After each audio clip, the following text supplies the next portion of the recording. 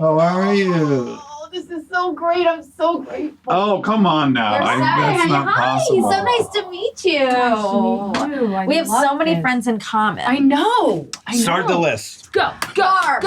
Barb. Who's Barb? Barb is an Our old incredible dog? hair. Yeah. No, wow. The terrible I hated dog that we had. dog. I hated that Barb's dog. the fucking best. Barb. She was so adorable. She had never done the Met Gala. And then she came with She got me and to we do did. And it you. was so, I was like, this is the whole reason I'm here. And in you the old, looked incredible, It by was the all way. Barb. And she was like really giddy. I and bet. It's a Barbara huge stylist? deal. She's a hairstylist. Hairstylist. Yeah. She's very good. We love Barb. Has she got into your mermaid She hair? has. She's gotten in there many a time. Do you know Monica was a herbal essence mermaid in a commercial? With the orgasmic, did you have to have like an orgasm? I in did the not show? have to have an orgasm. I was a mermaid in the commercial.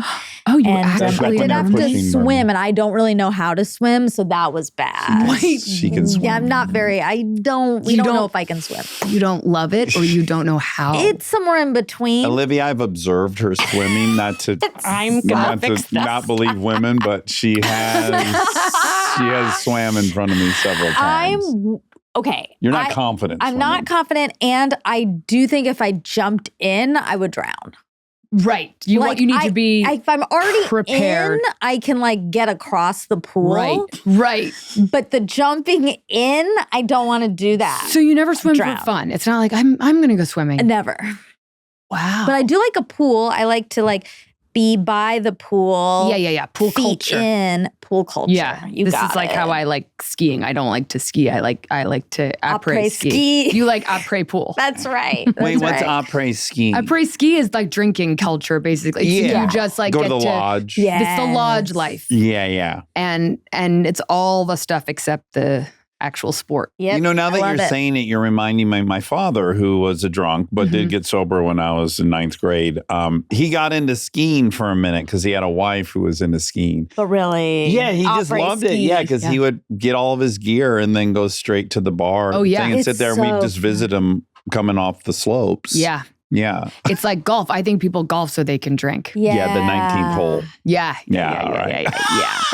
That's That's what they call the it. golf culture. I All understand. right, I need to start by saying I'm like beyond thrilled that you responded to my Instagram message. I was so flattered that you Slid responded. right into those DMs. I sent Monica a screen grab immediately, and I was like, "You are not going to believe it." You know what's so funny is I took a screenshot of it too, which I showed Kristen because I thought it was so authentic. It was so sweet. People assume that someone in your position doesn't do any of that. That there's a whole team. No, he doesn't. That's why it is flattering. Very flattering. Oh, me. I thought you were You. referring to yourself. No, like you might no. assume. No. But yeah, I'm making assumptions. I'm like, you're like a bona fide auteur now, and you don't need to do press, and there's no reason you're going to say yes. But I'm just going to tell you that I have been, for whatever reason, like really cheering from afar. I appreciate that. From Booksmart. Speaking of our other mutual friend, Beanie? Katie Silverman. Katie wrote Booksmart and Don't Worry, Darling, Yes. and is And very, she's very just good friends the with best. Olivia, And she's now basically like running Netflix. I know. Oh, she is. She's like the in-house writer, producer extraordinaire, and She's a incredible. genius. She is a genius. Yeah. Yeah, so I saw that, Don't Worry, Darling. And Monica and I both. We had a field day with that movie, right? Yeah. And we were so into that movie. Mhm. And there was so much accomplished in it. Visually, story-wise, acting, all of it, the swing, the execution. I was like, this bitch can fucking direct. She can direct. Oh. And then we saw the invite. We got to see it. And then We I loved went it. ballistic. I don't know if Edward shared with you my feedback from it. you just said that you enjoyed it, which made me so happy. I immediately was like, this is a Mike Nichols movie. This woman made a Mike Nichols movie. Wow. That's so kind of you. Oh. That's my actual dream review. And it's definitely the best thing I've ever made.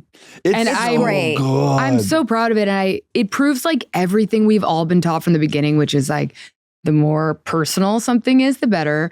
I was like, where do your arms go? Over, under. Sure. And like specificity making something personal, Yes. authenticity, taking risk, like all those things, and doing something for the process rather than the result. Yes. Like Yeah. all of the ingredients to a great experience that I had known, but only now do I fully understand why that's so valuable. This is a challenge. This is a Yes. play. And how will this play be riveting on screen? And why aren't I watching it in a theater? Exactly. That's always a question, I think. When something is an adaptation, which this was originally a play, I think the question is always, why adapt? Why make it a movie? Or if it's a book, like, why not just leave this as a great book? And I think it has to be that the medium you are adapting it into has to be taken advantage of. So, like, what can you show in a film that you can't show on stage? And then you better take advantage of that, or else we'd all just like to sit and watch a great play. Yeah. And Who's Afraid of Virginia Woolf was the kind of North Star for me in terms of inspiration, because Mike Nichols took this play written by Edward Albee that had been done to great success on Broadway. Everyone loved this play. Probably isn't the one to fuck with. No, exactly. Like It's pretty high risk right out of the gates. Exactly. Yeah. And he decided to shoot it in a way that made it so visceral, so kind of emotionally vivid, and really bold choices, really making you feel like you were getting, in their case, like drunker with the characters. Yeah, like yeah, the cinematography really kind of took you on this journey, which, sounds so hokey, but it is a real challenge when you're never leaving one set, which of course that movie's also in one house. And we were so inspired by that. So the whole crew, we took a lot of cues from Mike Nichols in every way. It was a reminder that we could be just as ambitious with a single set, single location film as you would with an action movie. So we had this extraordinary cinematographer, Adam Newport-Berra, who also shoots The Studio, and that's where I met him, and he's crushing it there. Incredible. And shot Club Kid, which is Jordan Firstman's movie that just got bought at Cannes. Right. Adam is just he's incredible. And then we had this extraordinary production designer, Jade Healy, who she's just one of the best. She had done Marriage Story. She had done lots of films that showed that she could turn a space into a character. Mm-hmm. And so Adam, Jade, and I put our heads together and we were like, okay, how the fuck do we make a movie that takes place in one room, not boring? And it became about like using architecture to become a barrier in between people, using mirrors a lot, using glass, and creating a very designed approach, so that then when I brought the cast in there, I could say like, go nuts, just have fun. Right. We have figured out how to do all this. Yeah. You be free. Yeah. Oh, it's so good. But awesome. we'll get into even more detail. Yeah. But let's start in New York City. Mhm. You're a little tiny baby. You're brought home from a hospital to New York City, but you're quickly whisked away to D.C., to Georgetown. Pretty quickly. When I was 5, we moved to D.C., yeah. Where did you live in Manhattan up till 5? Upper West Side, Okay. 93rd and Central Park West. Do you have any memories from... I can't tell if I've like made them up. I like to pretend that I remember one thing just to traumatize my mom, because when I was 3, we were walking around Central Park and a flasher. Sure. came up to Wonderful. us. Yeah. Classic. And I definitely don't remember it, but I like to just say to her, like, I don't know, I guess ever since that day, Yeah. I haven't really gotten over it. You know? Set you And on a she- trajectory, It's really. yeah. Yeah. Still Only kind you of had deal. protected me. Uh-huh. But no, my memories are probably all informed by photographs and stories. My sister and I like to also like steal each other's memories. You know, you do that with siblings. Yes. Yep. I'm so curious about how our kids, who have photos of every moment of their lives, Yeah. will react to that. Like, will they have clearer memories or worse memories of their childhoods? Well, I think objectively there'll be more proof one way or There'll another, be more right? proof, but does that stop us from having to remember anything? Or still creating the story that you want to have because, right? Right. But you will be able to like check the tapes. I think about this with my kids. I'm like, okay, well, let's just start with the fact that they're going to resent something I did. Yeah. They have to. Yeah. They can't be on planet Earth and not reflect on something I could have done better. Yeah. And I'm always like, what's the thing they're going to pick? Oh, Because I I'm know. calling bullshit already in my head. I'm already defensive. Like whatever thing they think they're going to launch on me. Pre-defensive. But I will say, the thing that's been sweet, have you had this with your kids where you're looking at old videos. You go to find one picture, Mhm. and then all of a sudden you're in the wormhole of watching Delta That's so say insane cute. stuff. Our littlest one always was saying the craziest stuff. And what is nice, and I've benefited from this, the girls will watch it and like, it's hard to find a video of us where I'm not dancing with them when they're little baby. Like I just held them and danced with them, and you can't find a photo where they're not strapped to my chest. So I do think that's helped me in that they do go like, oh, wow, yeah, you were clearly always doing the thing, Yeah. which I like because that would be my That's hope amazing. that they think. And they will feel like they remember that. Even if they don't really have Mhm. memories of being like one strapped to your chest, they will think they do, which is so nice. Yeah, they see that they were laughing and giggling as a little Yes. baby and I'm dancing around. My parents took pictures as though it was like the 18th century. Like it's like every photo looks like it was taken underwater with like a tintype. Like I don't know why. A daguerreotype. They really did not document enough. And so we have a few pictures and that all my memories are really based around those photos. And then I feel like I started remembering things, I guess around like 4 or 5. But my kids love looking at old videos of themselves. And it's funny because Otis, who's 12, his sister is 9 and she annoys him. Everything she does annoys him now, but he has this interesting like love for the baby videos of her. Oh, interesting. Like he just will sit and watch videos of her and smile. And I'm like, so you do love her. Yeah. And I have a whole file ready. So when he's like, Mom, I hate her. I can be like, look, first steps. You remember? Yeah. He's like, oh, she's so Remember when she cute. couldn't pronounce ketchup? Yeah, you he's loved like, I that. love her so much. There should be some sort of experiment where there's a kid and the mom takes videos of all the good moments and the dad takes videos of all the bad moments. Okay. Or maybe it's 2 kids. Okay, I have to work this. Identical twins. keep It's to work this workshopping. into- It's Identical always twins. got to be identical yes. twins. Well, it's- And if the person that's always getting the bad moments, if they remember their childhood worse than the person who's always getting the good moments. Because like when we were little, it was only just like happy pictures of birthdays. birthday. Yeah, only vacations. random happy moments. Yeah,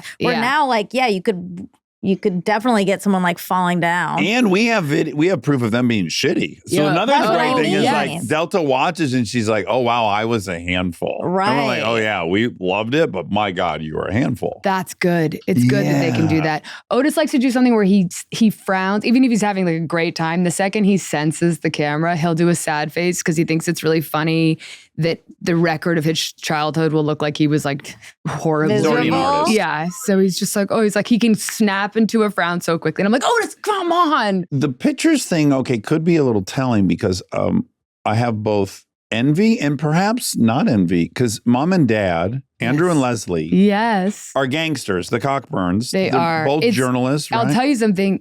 And there's no way you would know this. It's pronounced Coburn, which I want you to imagine being a kid. Well, of course, I'm curious what it's like to be a young girl with the last name spelled Cockburn. It's spelled Cockburn. And you're claiming it's Coburn? It's a Scottish name. Okay. And it's very much like Boy Named Sue. You know what I mean? Like it's character building. Yeah. I think it's important. We should all give our kids like devastating middle names. Yeah. Just so that you can grow up with like something to to be totally bullied for. Were people burning you for that last name? But I think it was an early important lesson in like laughing along, not in a way that was like giving into the bullies in a way that I don't know but I just like I thought it was funny too. I was like, I get it. Funny name. That's funny. Yeah. And It's not so just it was cock. okay. I mean, there's a verb. There's a verb. It's no. And it's like it's a painful verb. Yes. Yeah. You're hoping it's from Rugburn, but it could be a Pam. It really could. It was never or a diss. Exactly. Oh. I hear it as like a diss, a burn. Oh, okay. You know? Yeah, there's that too. And it's up for grabs on who is it worse if you're a girl or boy? Like, did my brother get it worse? He's 9 years younger than you? He's 9 years younger. And so life was nicer 9 years later, a little bit, right? We've gotten I think marginally better every. I don't know. Have we? Have Well, we? I'm basing it on I see kids living out loud every version of themselves in the elementary school my kids go to, and they're not getting destroyed over it. That's true. It couldn't have happened in Incrementally Detroit better. in the late 70s, I promise. Yeah. So that seems better to me. But then again, I don't know if just because we're in LA and I'm not in Detroit anymore. Right. But no, my buddies' kids, they're nicer boys. I think having a last name that looks like Cockburn in any city in any decade. It's too easy. pretty tough. Yeah, it's That's gonna. right In fact, it's kind of comforting too. It is. It's like no matter how evolved we get, if your last name's Cockburn, you're always gonna learn to laugh early. But no, I was so proud of to be a part of my family because I come from like multiple generations of journalists. And so I grew up with my grandmother, my grandfather, my uncles, my dad, my cousins. Everybody was a journalist on my dad's side. Yeah. And my mom has this really interesting family too. They're shipping people? Yes. From Hillsborough? Yes. Yeah. Very impressive. Yeah. So she grew up with money, yeah? She did, yes. Yeah. My mom grew up and couldn't be more different from my dad's childhood, my dad grew up in Ireland, had polio as a kid, along with his two brothers. And that was they lived a completely, the two childhoods of my parents. This is when I have done like deep therapy on this. It's been so interesting to think like, what did they find in common? Because, well, it seems like this ferocious appetite for the world and documenting it and investigating it. Yeah. Speaking truth to power. I think they both have a very strong sense of questioning authority and telling stories and justice, getting people, justice and going to places nobody else wants to go. Yeah. And just living outside the box. And they both do it. My parents, when I was little, were war correspondents working in the most dangerous places in the world. God. And they'd both go to Baghdad on either the same job or on separate jobs, and they'd go on separate planes and then stay in separate hotels and meet in the middle of the night to rendezvous. Fun. Role-playing a little bit. Sexy that stuff. Is sexy. And then put on their bulletproof vests and go out to work. That they lived a very cool life, which now I sometimes think about. You know when you come back from shooting a movie and at first you get home and it's a little bit of shell shock because you're like, whoa, you come from a set environment and then you come home and there's always a day of adjustment of remembering this world. Yeah. And I think about how crazy it must have been for my parents when I come back from Afghanistan. Oh my God. To me being where are my ballet shoes? They must have been wow, this is a big change. I've seen a lot of your mom's work because she's both a producer on 60 Minutes and Frontline. I've seen many of her Frontlines. Yeah. I love Frontline. Yeah, I'm me addicted. too. What a program. She did extraordinary things, and they both, my mom was the first Western journalist to interview Saddam Hussein's sons when there was a time when her thing was that she could get an interview with people who would not talk to Western journalists. And do you think because they were underestimating her? Yes, absolutely. Yeah. Leveraging that. Oh yeah. And she would also go to places that were more dangerous than other people. And she would, sneak a camera under a burqa to go into a place. She was just incredibly bold, and she had a lot of respect for the people she was interviewing. And so she would just, there were some questionable people she was interviewing that she wouldn't agree with, but she had respect for the process and was incredibly well researched and just very, very curious and smart. And I think that kind of curiosity they both have. And we grew up in this household where it was all about asking questions. Mm-hmm. And I think that had a really great effect on us. She probably had on a platter, she could have had a kind of comfortable life in San Francisco with rich parents. I think so, although, so I kind of admire that. We live in a patriarchal society, and I think there was, as a woman born in the 50s, I think she felt that, there's probably a life she could have chosen that was way different and maybe more comfortable. Right. But not at all taking advantage of her intelligence and her skills. And So she left. She was one of the first women at Yale. Second class ever. Exactly. Second women class at Yale. ever. Wow, that's amazing. And she went and then she studied anthropology and she graduated early, went and lived in Kenya for a year. Wow. Then went to grad school in London. Psychoanalyze her. What was going on with her? I think it was proving extreme. herself. Yeah. And I think it was like she was the youngest of 3 kids. Okay.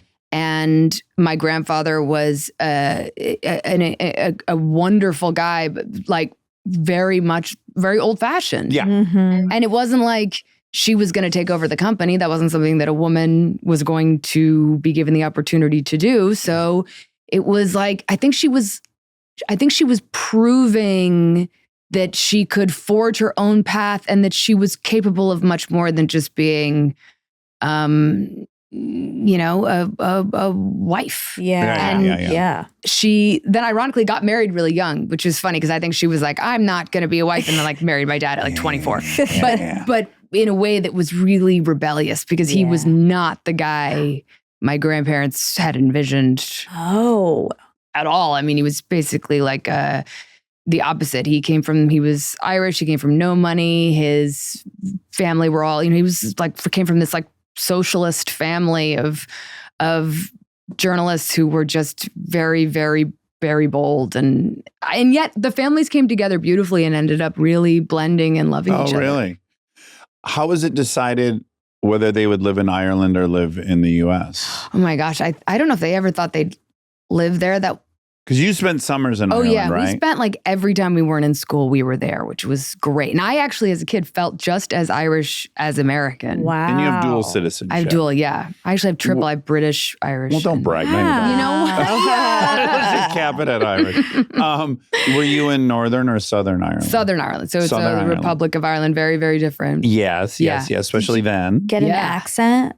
Did you come back home with accents? I'd come back with an accent. I mean, how insufferable. It's embarrassing. Just the worst. It must have been so annoying. And I feel like my sister still does it. I mean, she'll kill me. She comes back. She lives in London now, but anytime she comes back from Ireland, I'm like, oh no, don't. We're not doing this. But we felt my parents did a great job of making us feel culturally very connected to our Irish roots. And I mean, also, when you're a kid, I think your personality is forged in the summer. Yes, absolutely. Like, that's who you are. There is an Irish rascaliness. Yes. And I don't want to call it, I just don't know what else to call it, but where I'm from, it'd be white trashness. But in a prideful, wonderful way. Oh, absolutely. I mean, when you are a country who were the victims of such unbelievable oppression for hundreds of years, and really they tried to wipe out the Irish. There was like they were treated horrifically, and I think that will never leave the Irish spirit. There is a survivor. You see it in like the Australians too. That's why they're such badasses. They have this little chip on their shoulder. Like, you can't really mess with us. Like, we will survive anything. And I think the Irish have that. And it's a great attitude you see in all Irish artists too. Like, I ended up going to acting school there in Dublin when I was older. Yeah. And I loved that the attitude towards acting in Dublin was so humble. Like, you go see a play in Dublin and then you'd go have a drink with whoever's the play afterwards. You're like a tradesman. It's a tradesman. You're a craftsperson, tradesman. Yeah. You're not a star. No. It's like humiliating to even think about it that way. Yeah. And I think there is there's a respect for things much bigger than yourself. For instance, like, we come from this little fishing village, and for a long time in that village, the fishermen didn't learn to swim. You'd love it. Oh my God. I could totally you could do be a fisherman there. And the idea behind it was that if the ocean wanted you, it would take you. And now, it's different times. People learn to swim, and luckily, like, far fewer people are drowning from this. But I always thought there's this respect for things more powerful than yourself. Yeah. This understanding that, like, the ocean and nature. And then there's just a humility to people there that I really deeply respect. Okay, now, so the upside of your parents is like, oh, I'd love to have parents that interesting, that engaged, always bringing home topics. But also, these are very involved in their own lives parents. Yes. So, like, when you said the pictures, like, I'm not shocked there's not a ton of pictures. Oh, yeah. And what's the trade-off? They're pretty self-consumed, I'd imagine, to have those careers. You know, they were, but they did something that I try to learn from, where they were very social people, and they brought a lot of that to our house. So it felt like this kind of salon all the time. You know, there were all these interesting people around, and they brought us into that. Like, it was like, sit down and have a conversation, or listen to this conversation, or be a part of this. So we felt connected to their work and their lives because they took us seriously as little people. And I think that bridged the gap between these very full careers that did take them away a lot and being at home, that home, they incorporated their lives into the home life in a way that I have to remember to do all the time. Like, sometimes I think people think you have kids, and so that means that, you know, you don't, when you're with your kids, like, you don't go out, and you just hang out with your kids. But I read this interesting thing about how your kids learn to socialize from you. So observing your social life is an important thing. And so you have to, like, bring them to things and bring the party home. We just had an expert last week that was talking about, this phenomenon of the last 40 years where it's like most kids had to go with their parents to the hardware store. They had to go with their parents to work on a day and sit there bored. Yes. Like the amount of times you had, and then just comparing that with hunting and gathering societies who are almost always, you're not joining the kids' world, the kids joining your world. Yeah. And they're learning so much. I see my 13-year-old all the time just eavesdropping on me and my friends, and I love it, and I don't care, but I can see how interested she is in what's going on. And she's learning so much from the way you interact. I used to crawl under the dining room table and, like, lay down under the dining room table during their dinner parties and just, like, listen to the hum and, like, listen to their conversations and think that they didn't know I was there, although of course they did. I wasn't very good at, like, crawling quietly. But I think it's true, and I like, every time I see how close my kids are to their friends, I feel so proud that we have modeled for them this idea of, like, your tribe, your friendship community is being super important. And Stay tuned for more Armchair Expert, if you dare. We are supported by Allstate. Checking Allstate first could save you hundreds on car insurance. Not checking your gas gauge before hitting the road? You genuinely thought you could make it? You were wrong. That's a very long stretch of highway where you learned exactly how far fumes can take you. And it's not far enough. Yeah, checking first is an excellent plan. So check Allstate first for an auto quote. It could save you hundreds. And for fast, reliable help when you need it, add an Allstate roadside plan today. You're in good hands with Allstate. Potential savings vary. Insurance and roadside assistance plans are subject to terms, conditions, and availability. Insurance provided by Allstate North American Insurance Company, Northbrook, Illinois. Roadside assistance plans provided by Allstate Motor Club, Incorporated, an Allstate affiliate.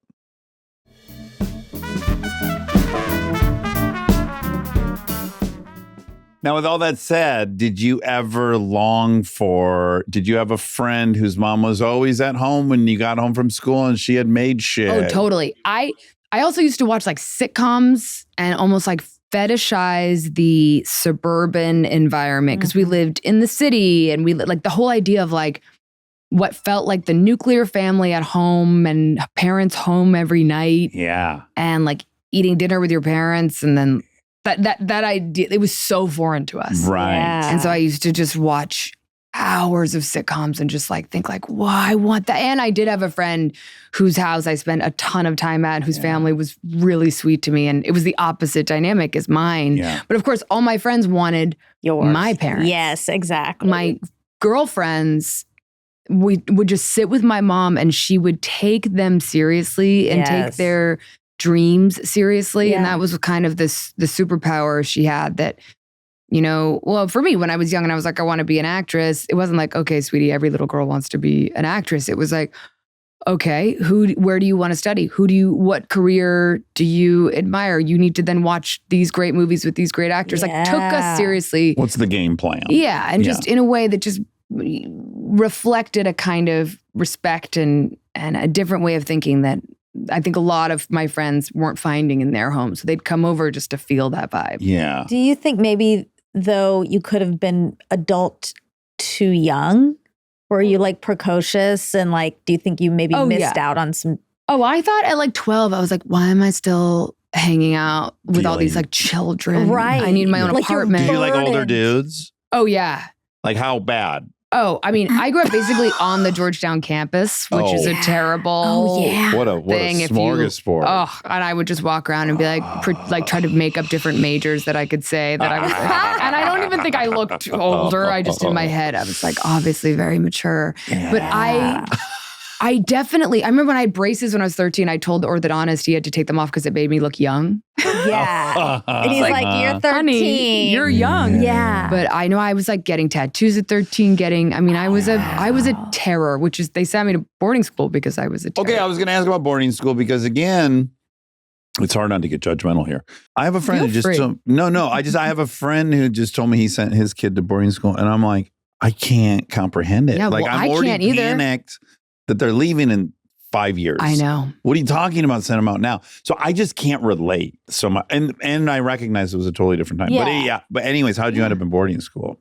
It's just so funny because like I went to boarding school and I would never send my kids to boarding school. Yeah, there you Which go. is no disrespect to the people doing it. And like my sister's sending her kids and I think they love it. I mean, her one son is there. The daughter will probably go and they love it. I had a hard time. My sister went, my brother went after me.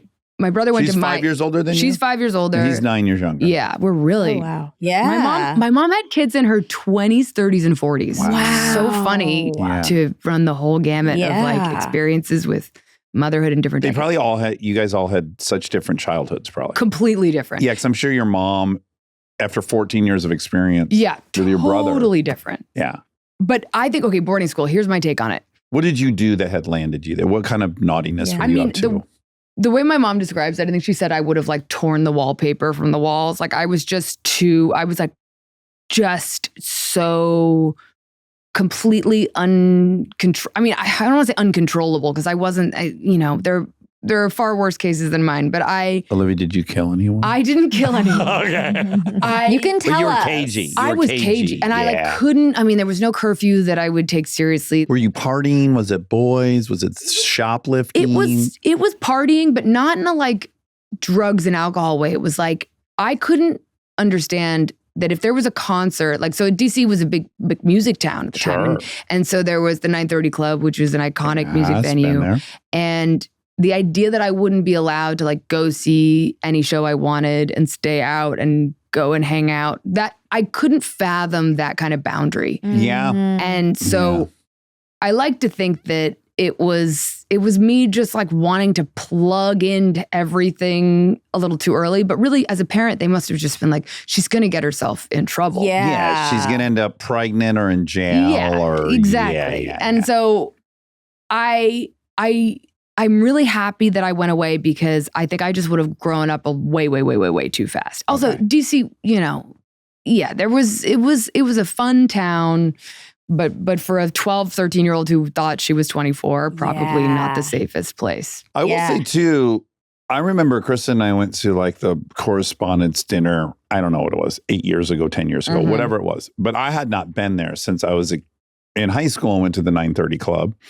And then on an earlier trip with my mom where we stayed at this like fucking gunshot motel across the street from a greasy like it was a shithole. DC was a fucking remember gnarly. our mayor, Marion Barry, was smoking crack on TV. And he's the mayor. Yeah, we had the highest crime rate in the country. Yeah, so I think when people go there now, it's that same chasm between New York when I was a kid and now. So you go to New York and it's like, it's Disneyland. Yeah. You feel like you're in Europe. It's so clean and beautiful. Yeah. Every storefront's nice. But yeah, DC used to be a shithole. Now it's so nice. When we were there for that correspondence thing, I'm like, this place is Eden. It's so nice, despite what Trump likes to say. It is incredibly nice now. And I think that, it was also a time where it was impossible to like track your kids or know, I think about how like it was like checking in from the payphone. Yeah.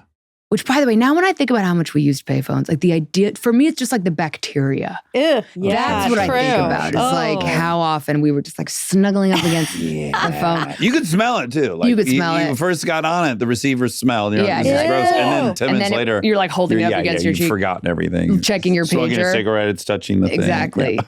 Pager, bravo too. Oh, the pager. Yeah, I loved it. But I went to a boarding school that's very nice. So I didn't get sent to like reform school. I went to a boarding school that had this unbelievable theater department, which to me was extremely exciting because in DC, I went to GDS, Georgetown Day School.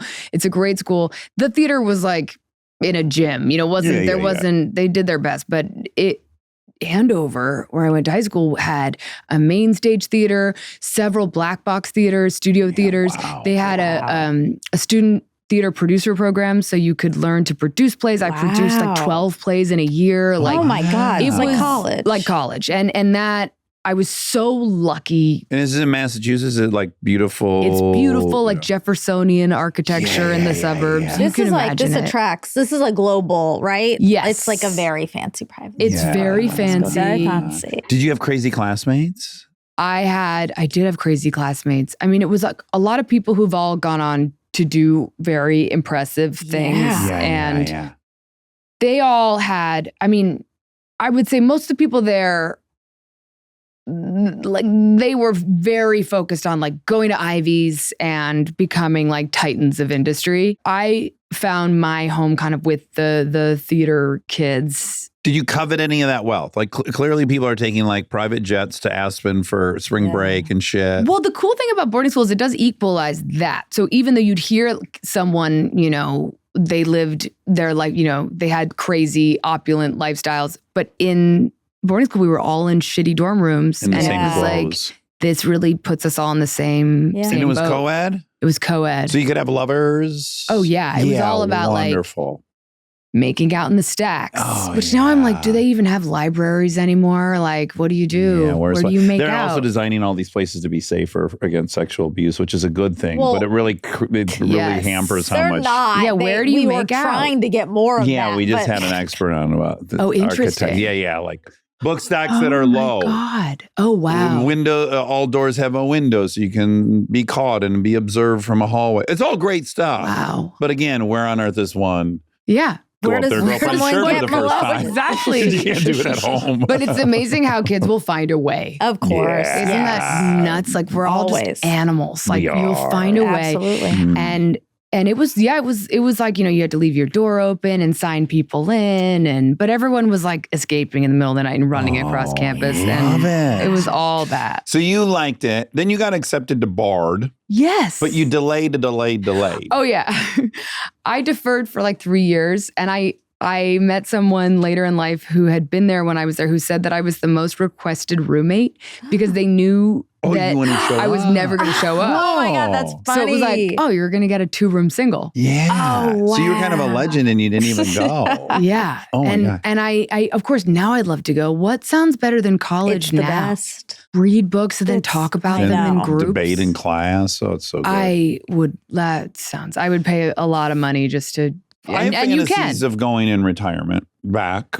Would you go what would you study? Probably physics, Oh, cool. Yeah, What I did you think, study when you were there? anthropology. Oh, very cool. Yeah, that was really fun. Yeah, I have a fantasy of just like picking up degrees as I'm an old man. I tell myself I would study like neuroscience, but I think that would involve such a foundation of like mathematics and science that would take maybe like 18 years of college to get me a degree. Well, that would be the beauty of it. Like you could just take classes. You wouldn't have to, you could skip organic chemistry. You'd be like, Right. fuck that. I don't care. I'm not going Exactly. to practice. You can take like everything online. All Yeah. those classes are online now, which is amazing. Yeah, but it's But all you about miss being the in that whole- yeah, it's the classroom. vibe. Yeah. I know.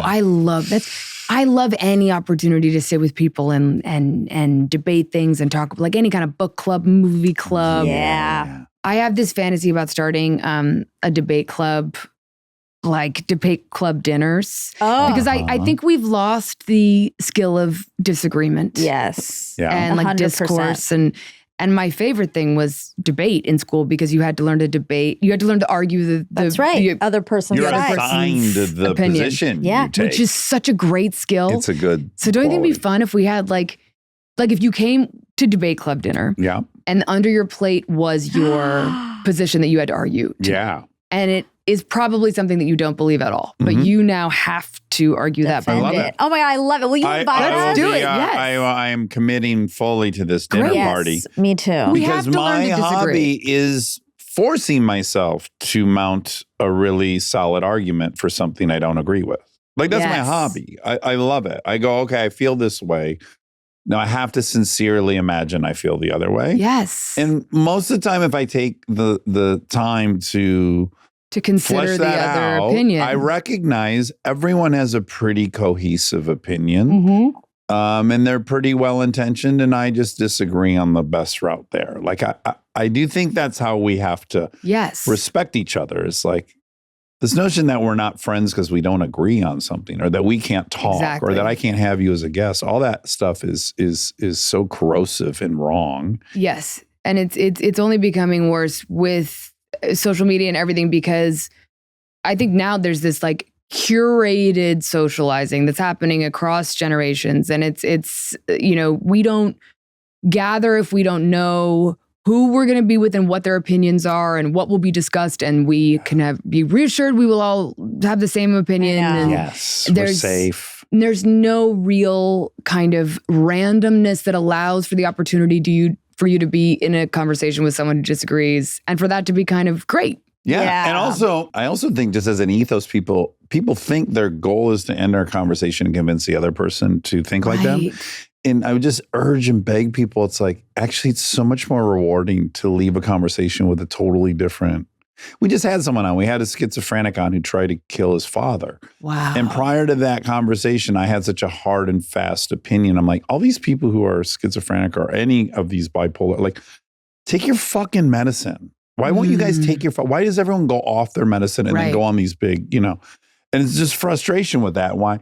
And then through talking to this person for 2 hours, I was like, oh, I totally get it. And I definitely acknowledge there are a lot of people that maybe the medicine's not the solution for them, or it's yet one of 8 things. I don't know. I love going, whoa, I 180'd on that. Yes. And that's lovely. I think that curiosity is such an incredible trait that you have, and that it is something that if we can just get people to see the value in it, like you said, it's not about convincing, but it is about learning. Yeah. And being open to, and it can be super frustrating when it comes to many things, but like when it comes to politics these days, it's frustrating because you feel the stakes are so high. Yes, you're convinced. It's very emotional. If you lose this, someone's dying. And that's just not the context for a good conversation. Everyone's arousal setting is just like fucking pinned. Yeah.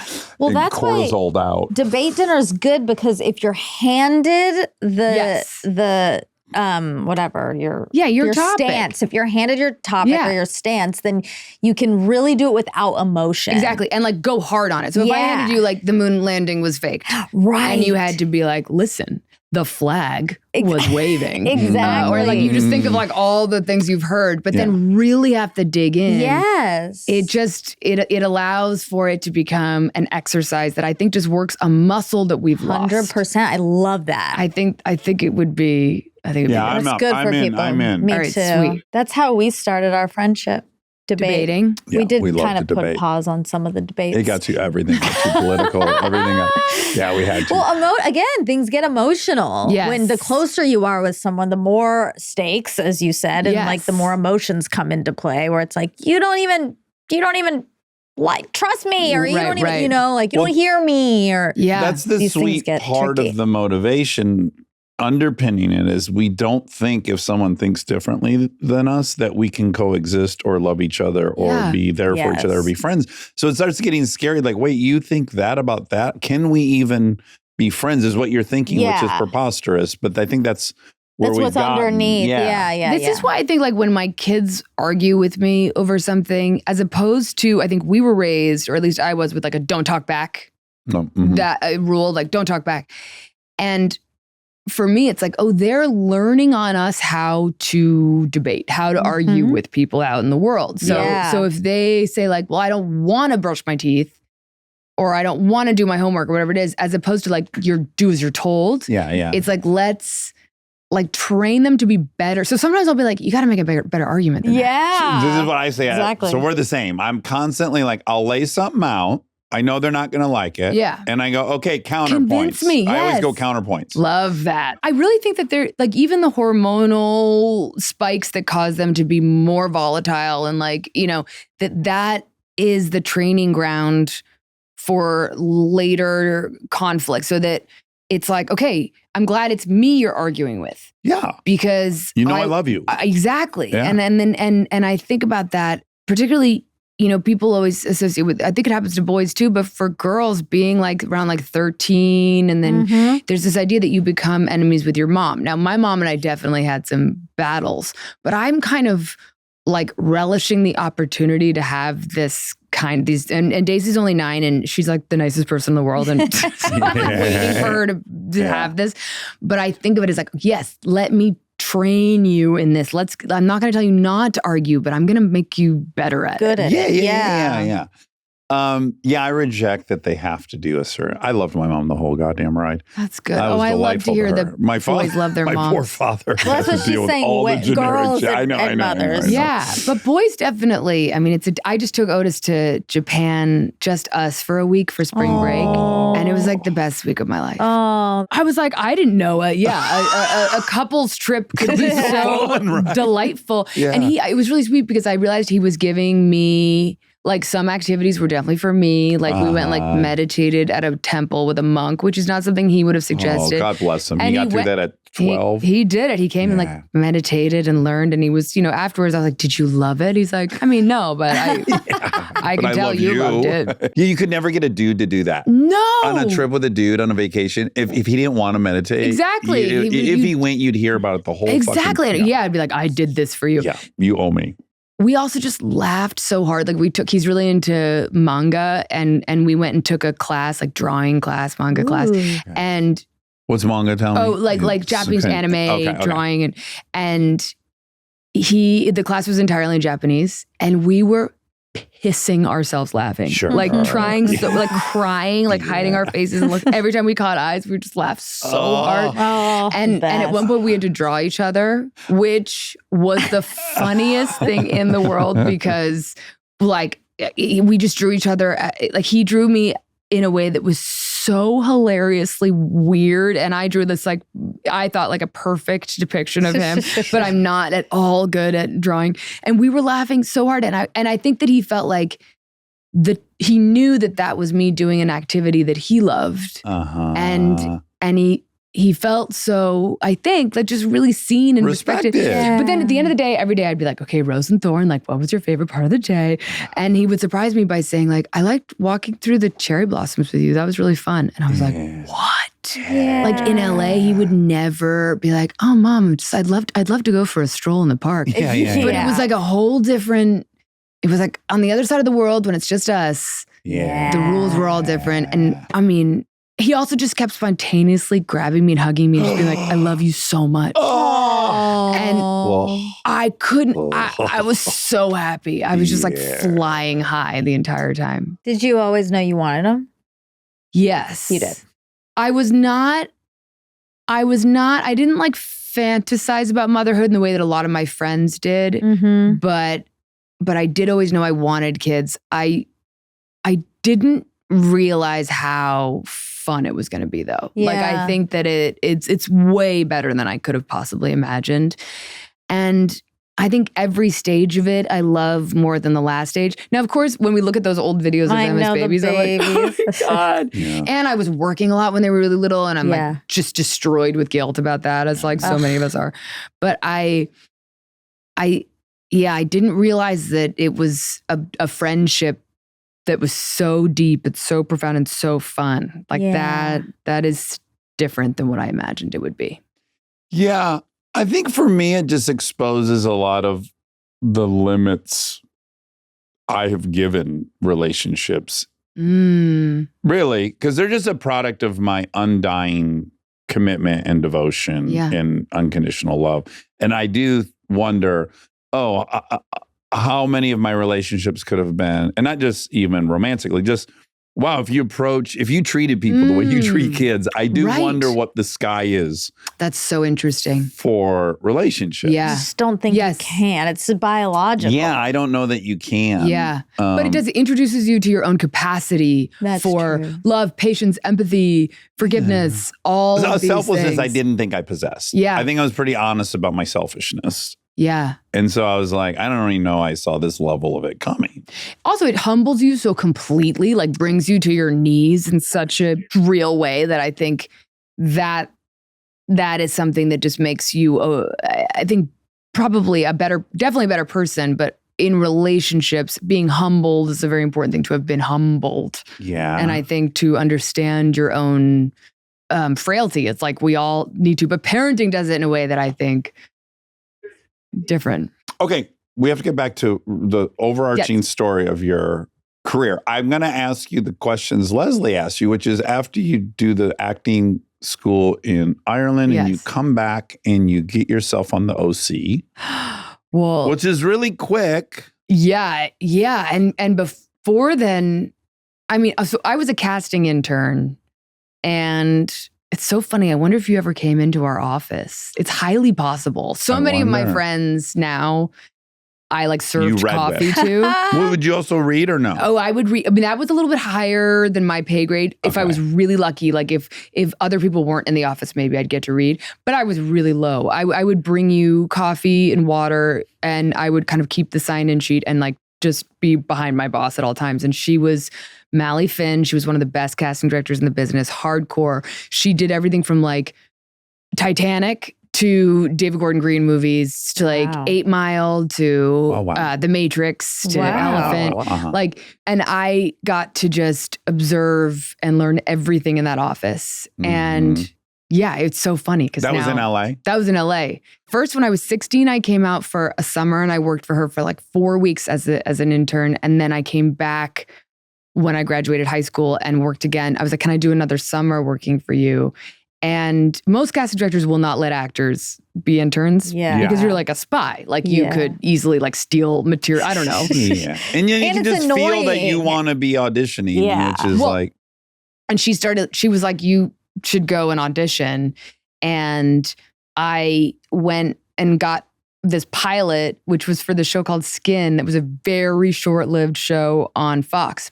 But it was like a ridiculous experience because it was like my first audition for a pilot. Then I got it. Then it got picked up. Is this when you were wearing the wool turtleneck and she was like, you got to get realistic about your fucking outfit? Yes. I came from like a Northeast boarding school, so I was dressed like a professor. There was like a lot of corduroy and wool. And she was like, what? All right, first of all, it was 95 degrees, and I took 2 city buses to work, so I was like really sweaty. I'm gonna ask. I have to ask, and I know it's gonna be so hard to answer, but you're so beautiful. Oh, thanks. You're so beautiful that.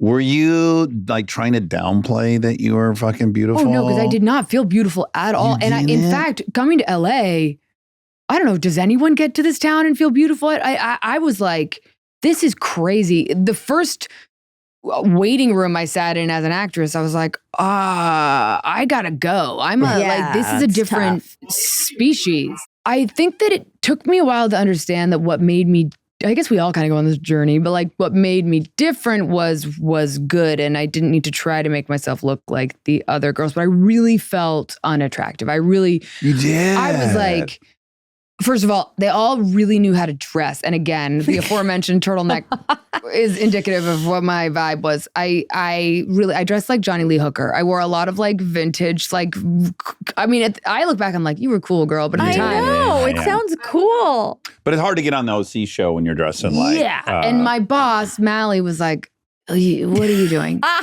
Go change before you go to your audition. Wow. But I also saw the bad side of that, where we had girls come into the office to audition, where she would turn them around and be like, no. She'd say, did you think I was a male casting director? And like, there was this way the actresses would show up in outfits clearly designed for like male directors. Some casting couch. And we had directors who would they would like be really unspecific about what they were looking for just so they could meet every hot actress in LA. And we were like having like to read hundreds of girls, and then none of them were right for it because he didn't know what he wanted.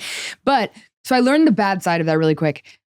I definitely just felt such imposter syndrome. And I remember a casting director early on when I went to an audition told me I had a pie face. Oh, tell me what does that that means. mean? Yeah, is that a But she compliment? kind of said it in a way that sounded like she was trying to be nice. Oh, you got a pie face. She said something like, "You'll be fine. You've got like this. You got like a pie." I think she might have said like apple pie, pumpkin. So there was maybe a flavor attached to the pie. But I think Peach she was pie, trying to maybe? say something nice. I took it as like, you're hideous. You're like a hideous flat face. flat. Maybe big it was head. apple pie and it meant all American. Yes, maybe that's what she was saying. That seems. But I just felt, oh my God, when I think about like the drawer of like push-up bras that I had for auditions, because I thought apparently like maybe that will help. And it doesn't, and it's so sad. And it's like, oh, the being a 19-year-old going to auditions is rough. And you're just like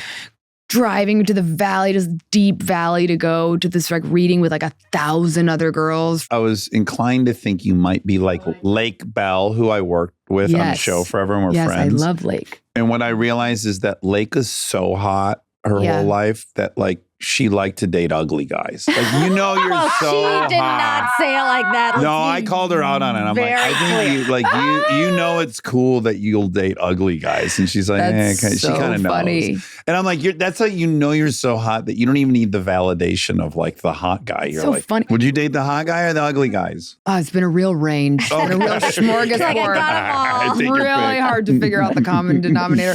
I think I felt like such an outsider always, because as a kid, I felt like an outsider. Like I would go between like the States and Ireland. And Ireland, obviously super weird outsider. American kid showing up in the summers, weirdo outsider. Yeah. Then back in the States, I felt like an outsider because I just felt like we were different. Family was different, coming back and forth, different. Then boarding school, total fucking weirdo. I felt like I again, even just with clothes, I like had never seen such preppy clothes. It was like, I felt like an outsider there. Then LA. So I never had the thing of like, I'm so attractive that I'll date a 3 because it looks punk rock. just to even it out. Yeah. That's not why she did it. She I'll did call it her. because Funny. We'll call her in the fact check. their Yeah. personalities were good. And so, she's not just going to date someone hot just so that she feels hotter. She doesn't need to feel She hotter. wasn't trying to compensate She for was something not through. susceptible Exactly. to a higher status person validating Yes. her, which is a real unique So she That is got drive. to unique. date people she really liked. Yes. Yeah, who often you're great. like, wow, that's cool. She's with that. Right. Yeah. I just call it like it is. Don't look into her history. love This is so mean. I am in my head, but it's. I mean, yeah. Like, does anyone? Is it impossible? Wow. I mean, talk about humbling. Like, I think about all of our friends who went through that the cattle call experience, and I'm like, it's actually great because you being rejected that much does something very good to your character. Yeah, if I you think. live, If you for all of live, us who Exactly. live, you live. You are not unscathed. And what's great is we all have our unique version of why it was terrible. Yeah. And it can't be all true, right? So my issue was I would go to the commercial audition and it's like, that dude's bald, that guy's overweight. I'm not goofy enough, yet I'm a comedian, so this is what I'm supposed to get, but I don't look goofy enough to play the guy at the muffler shop who's crazy. Yeah. Then I would go to the attractive shit. I'm like, I am not nearly good looking like these guys are. I felt like that too, caught in between I was a categories. tweener. I wasn't character looking enough and I wasn't handsome enough. I'm like, what are we going to do with this? Yeah. And then you realize that is exactly what makes you so special. It's Takes like a long time. takes a long time. If you're lucky. Yeah. Stay tuned for more Armchair Expert, if you dare.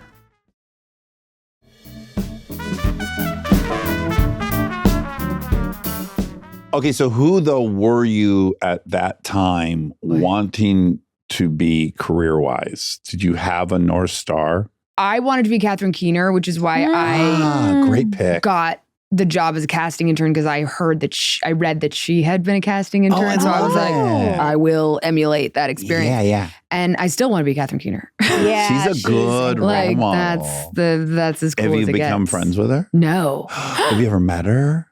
I met her once, and I think I said something like, "Oh, I've modeled my life." And she was like, "Okay, here's a compliment you'll never be able to accept." Exactly. You don't have what are you supposed to say in return?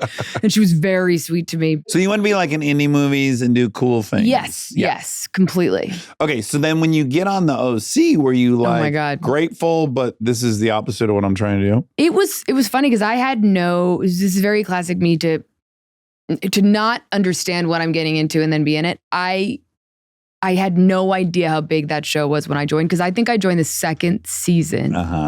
And Josh Schwartz was like, "Do you want to come and do the show?" First he said, "Do you want to come play a bartender?" Because we had a lot of musical taste overlaps. Like we knew each other through that kind of world. Okay. And I remember I was talking about music a lot. And then he said, "Come play a bartender because we'll have real musicians are going to come on the show and perform in the bar, the bait shop." And that was the sales pitch. Yeah. And I was like, absolutely. And as a joke, I was like, only if I get to make out with Misha Barton. And he went, "Who told you?" Oh and I my was like, God. For real? I was like, "Josh, I'm in." But it was so fun. And everyone was so great. It was such a good time. Like we had all these amazing musicians around and it was so fun. But I did not know how big the show was. Yeah. And after the first episode aired, People I was like, wait, what is this? And I remember Adam describing at the time, like crossing the street to avoid anytime he could like sense teenagers in any place he was in, like crossing the street to get around to walk around anybody who might be young. Yeah. And I quickly understood what that meant. Yeah.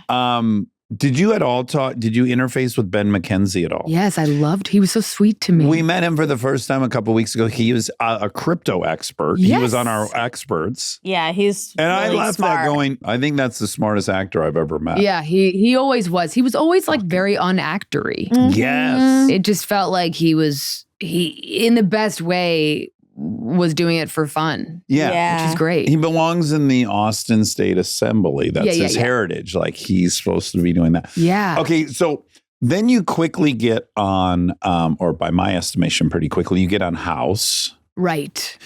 Were you replacing Jen Morrison? Not really replacing. It was like they wanted, I think, also joining a show late. Yeah. Season 4, maybe? Season 3. Okay. And it was like expanding the cast. Okay. And then we were all on it together. I mean, that show had such wide reach in a way that, again, I had no idea. And even now, like anywhere I am on the planet, there's a House fan. So I've never liked one of those medical shows, and I loved House. Yeah, it because was Hugh Laurie. I love Hugh Laurie. Hugh Laurie. The whole thing was just was that and were you fucking smitten with him? My God. Is he smitten worthy in real life? He is so smitten worthy.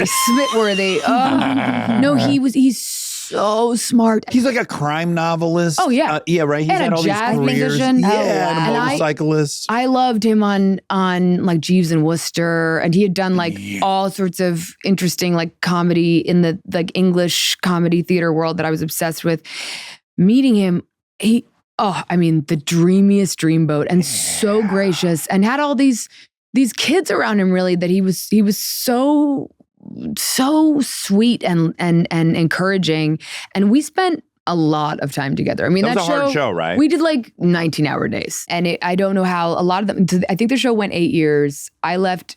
I did 4 years. 4 years, and then I started doing movies in the off season, and I had a deal with them where like I would get paid less, but it meant I could go do movies. Yeah. It was really nice of them to let me do that, but I knew I couldn't stay. Mm-hmm. And it was because the hours were, I mean, poor Hugh. The dialogue he had Oh my God. fucking memorized. He had my favorite quote about acting with an accent. Someone said, "What is it like acting with an accent on that show?" And he said, "It's like everyone else is playing with a tennis racket and I have a salmon." It's so perfectly That's so great. like evocative. Oh my God. He's so good. I learned a lot from him. I mean, a lot. And yeah, we were good, but we're buddies. He's the coolest. You got to get him to the debate dinner. Oh my God, that he we've would committed crush to. us all. Yeah, that it'd be would be fun to get amazing. hoisted by him. Yeah. Now, okay, so you booked a pilot, then you booked the OC, then you booked this. So you're like, there's booking. like stuff in between, you know. Okay. I went back to New York. I did like an off-Broadway play and I did indie movies. While I was doing the OC, I did this Nick Cassavetes movie called Alpha Dog, which kind of had like a lot of the people from our generation in it. That movie was crazy because it was about a murder that had happened in LA only a few years before. It was a real story. And the real guy was on the run. And the movie initially ended with like, he is the youngest person on the FBI most wanted list. And by the time the movie came out, I think they had found him in Brazil. Whoa. And then they reshot the ending to incorporate his capture. Wild experience. Well, also Nick Cassavetes. So this dream you had of being like Catherine Keener, this is the right vehicle, but what did it deliver to your romantic notion of it? Yes, I loved it. And it made me, I felt the experience of being on the OC and being on the set of Alpha Dog. And I was like, I want to do movies. You want that. And so they very kindly offered me a chance to stay on the OC or to leave. And I left to go make zero money. Yeah. So you're booking stuff so you feel good or you don't have imposter syndrome? I think that it started, I think I still have imposter syndrome. Like, maybe it's starting to wear off. It should. Well, yeah, I would hope. I think that I was gaining confidence though by that point. I think I started to feel like I was earning my stripes. But I think from at that point, House really changed things. And then I started you did to Tron. She did Tron on the off season, and then she did Cowboys and Aliens. What I mean. This is like moving. Then I was like, once you were in Cowboys and Aliens, I was like, okay, I'm now aware. I'm making space in my mind. There's a new movie star. Well, that's nice. I think in a way, if Cowboys and Aliens had done what they thought it was going to do. By the way, you and I have had a very shared experience, which is rare, which is I did his movie Zathura. Oh, yes. Favreau. Yes. And it's the best movie I'm in. It's a phenomenal movie. So good. Everyone's like, well, everyone just wait for the $500 million to arrive. Exactly. And it just never came. And so you and I are probably in the only two underperforming Favreau movies. Totally. I think, and also like Tron, they thought it was going to be like the biggest thing that had ever been. I think it's very healthy to have these experiences because like it just showed me that nobody knows anything. You don't know what's going to work and you better love the experience of doing it. Yeah. Because Cowboys and Aliens had every brilliant person in it, and Favreau is so good, and we were produced by like Spielberg and Ron Howard, but it didn't work, and yet the experience was the most fun I've ever had. Was it? Oh, good. Yeah, it was like riding horses with Han Solo. Yeah, it was literally Harrison Ford and Daniel Craig and me and Sam Rockwell, who became one of my best friends. What a champ, huh? Yeah, truly the best human being we have, just the best. And Paul Dano, another amazing guy who had been the nicest person when I was a casting intern. He was the only really nice actor who would come in and not like bitch at me for the fact that they were waiting too long for their audition. Like everyone else treated me like low-level staff except Paul Dano, the nicest person in the world. And I think then being able to work with him on Cowboys and Aliens, like we just had the best time. Walt Goggins. Oh my God. Like, it was Walt Goggins saved my life on that movie. What happened? He did. I had a very bad horse accident and he saved me. Basically, we were galloping across. I've ridden horses my whole life. I have a lot of confidence with riding a certain style, like English style, but this was Western, different. And we were at that point, like 2 months in, and we'd gotten real cocky with it. And we were pretty competitive. Oh boy. And it was me and Daniel Craig and Harrison Ford galloping like full sprint across the desert. Oh boy. With like 40 horses behind us. Oh my God. And it was like we were like leading the charge to fight the aliens or whatever. And I don't know if I was totally on whatever we were doing in that movie. We got to a part where I could see ahead of us that there was a large ditch, like a 6-foot ditch. And I was like, this horse is going to jump that ditch. And I'm on this Western saddle, no helmet because I'm playing like an old timey lady. Yeah. Spoiler, I was actually an alien. You find out at the end. I know everyone's seen it, but still.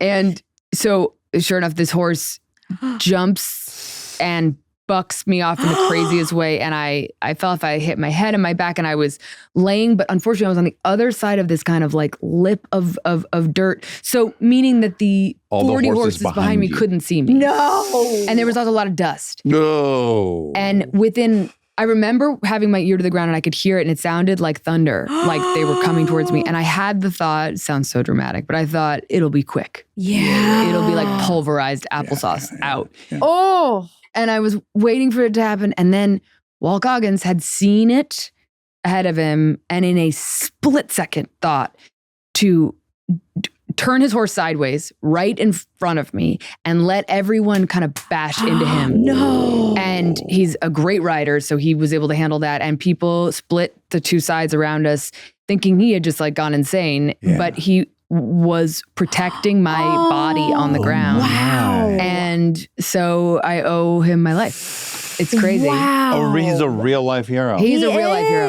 He didn't even bring that up when he was on the show. He doesn't he's even probably brag done it about to it. so many people. He saved so many hot He probably women. saved 3 women on his way here. He does not save men. That's what people don't know He about lets him. them go. Okay, so I guess I want to fast forward now to Booksmart, Yeah. because we've had you for a while already, even though it feels like 5 minutes. I know things lead up to it, right? You direct a music video for a band, I don't know, but then you do The a Red Hot Chili Peppers. Yeah. So yeah, I did Edward Sharpe and the Magnetic Zeros. There we go. And then, the Chili Peppers was my first like big gig, which I only got because a brilliant director named Mark Romanek, who is like all-time music video director king. He also directs movies and television shows, but he famously directed, many like 9 Inch Nails videos, Michael Jackson. Like he's the top. The Scream video, which is still I think the most expensive music video ever made. Michael and Janet. But he was supposed to do the Chili Peppers video, and then he was directing me in a show we did in New York called Vinyl, an HBO show. Also short-lived. Yeah. Also one that everyone was like, this is gonna be big. Also, the second thing you did with Juno Temple. Yes. I'm obsessed with her. Love What a Juno. fucking powerhouse. Oh, has always been. Woo. Since she was like 16, I met her on year 1 and knew that she was going to be a superstar. Then we did Vinyl. Mark Romanek directing an episode of Vinyl. Here's me talking about how I just want to direct. Decides to throw me his gig on the Chili Peppers video. He's like, you should do it. I'm going to tell them they should hire you instead. He gets me that job. I go direct that. Time of my life. And then I took myself seriously. I was like, okay, I want to do more. Yeah. And directed a short film, blah, blah, blah. You did the glamour thing, right? Exactly. Yeah. Like through a grant, which is the only way people can really get going is through some sort of grant program. Then Booksmart came about and I was so lucky. So lucky. Like you have a real point of view. I mean, I guess it's as simple as that. How did you get to that point that quickly? I think so. Probably the most valuable acting lesson I learned from working for Mally Finn, my casting director boss, was that the person who got the role was the one who made the choice. Someone who came in and with a choice that risked being the wrong choice, but a perspective on the scene. Mm-hmm. And people who came in and just tried to be sort of vague, Give you what you want. they never got the job. Yeah. And so I had learned this lesson that made a lot of sense to me. And I think with directing, it felt the same. It was like, Tarantino says, make the movie only you can make. And I think it's really true. It's like, don't even try to please everyone. Mm-hmm. Make it really specific because it's going to be your obsession for several years. You're going to be married to this process and you have to really, really love it and have something to say. And I think with Booksmart, I felt so passionate about telling a story about like shame and judgment in high school and female friendships and the intensity of that platonic love. I felt like I had so much to say that it felt like effortless in a way because it just felt like a place to put all these stories and opinions and ideas. And I think that all the high school movies that I grew up loving, I mean, really, Booksmart was really heavily influenced by both like Dazed and Confused and The Breakfast Club, which those two movies really raised me. What's nice about it is this kind of came up with the invite too, there is a shared language of when it comes to high school and adolescence that people are very fluent in, so you only have to reference certain things. For instance, like a high school bathroom and like stalls. All you have to do is like show that and people are like, I got it. There. I got it. Yeah, I know why so that's true. scary. I get everything involved. And there's that shorthand with the audience. And I think that's why something like a high school movie, it happens with like anything that's like, okay, like buddy cop movie, hospital show, relationship movie. There is a sense of like, got it. There's a shorthand. Shorthand. Yeah. It was like an opportunity to lovingly poke on everyone's trauma from adolescence. Yes. And it was like, it was Did so you have fun. a soulmate in the boarding school that got you through? God. Did you have like a... I've always had very close friendships and really always had like a group of girls that were my sisters. And certainly in boarding school, I had a tight group. Also, we lived together. I mean, you couldn't have gone closer. Right. And before then, I had my ride or die, and I still have those relationships. So I think I was pulling a lot from that. I also formed this incredible friendship with Katie Silberman, who wrote the film, and we really felt like the two characters. So much of those characters is modeled after our dynamic, and Beanie and Caitlin were starring in the film, and they would often just say that they would look over at us and sort of be Check in with what kind they're of be playing. inspired by like it was like a film about friendship being made by people in this intense friendship, and it was wonderful. It's so good. It's still, I don't know, it's in the 90s. I covet this. I've never been in a movie that had 90 some plus Rotten Tomatoes. Oh, I mean, I also made one that has like a 35. So Yeah, that's it all really I make. evens out. If they're about 40, I did something wrong. Alas, you made it for $6 million and made $25 million. This is like, this is fucking premium start. Yeah. Thank you, darling. Don't worry, darling. Don't worry, that would have darling. been a better It's title. It's always been Thank you, a darling. hard, don't worry, darling. That one, it's a major departure from Totally. that. And so what inspires that? I love psychological thrillers. Okay. I love them. Name a few of your favorites. I mean, Hitchcock as the master of all psychological thrillers. I love, like Vertigo was always my top. But then, I grew up loving The Sixth Sense. I also love like Stephen King novels. Like I love Seven. I loved Seven. That's our movie. Best of all time. I think, Silence of the Lambs. Yeah. Like I love I had a horror, a library in my room when I was a kid of all like horror fiction. Like I loved scary stories, ghost stories. I just, as a kid loved like Tales from the Crypt. Do you remember Tales from the Crypt with that creepy little guy? Yeah. I loved Goosebumps, like those kind of books.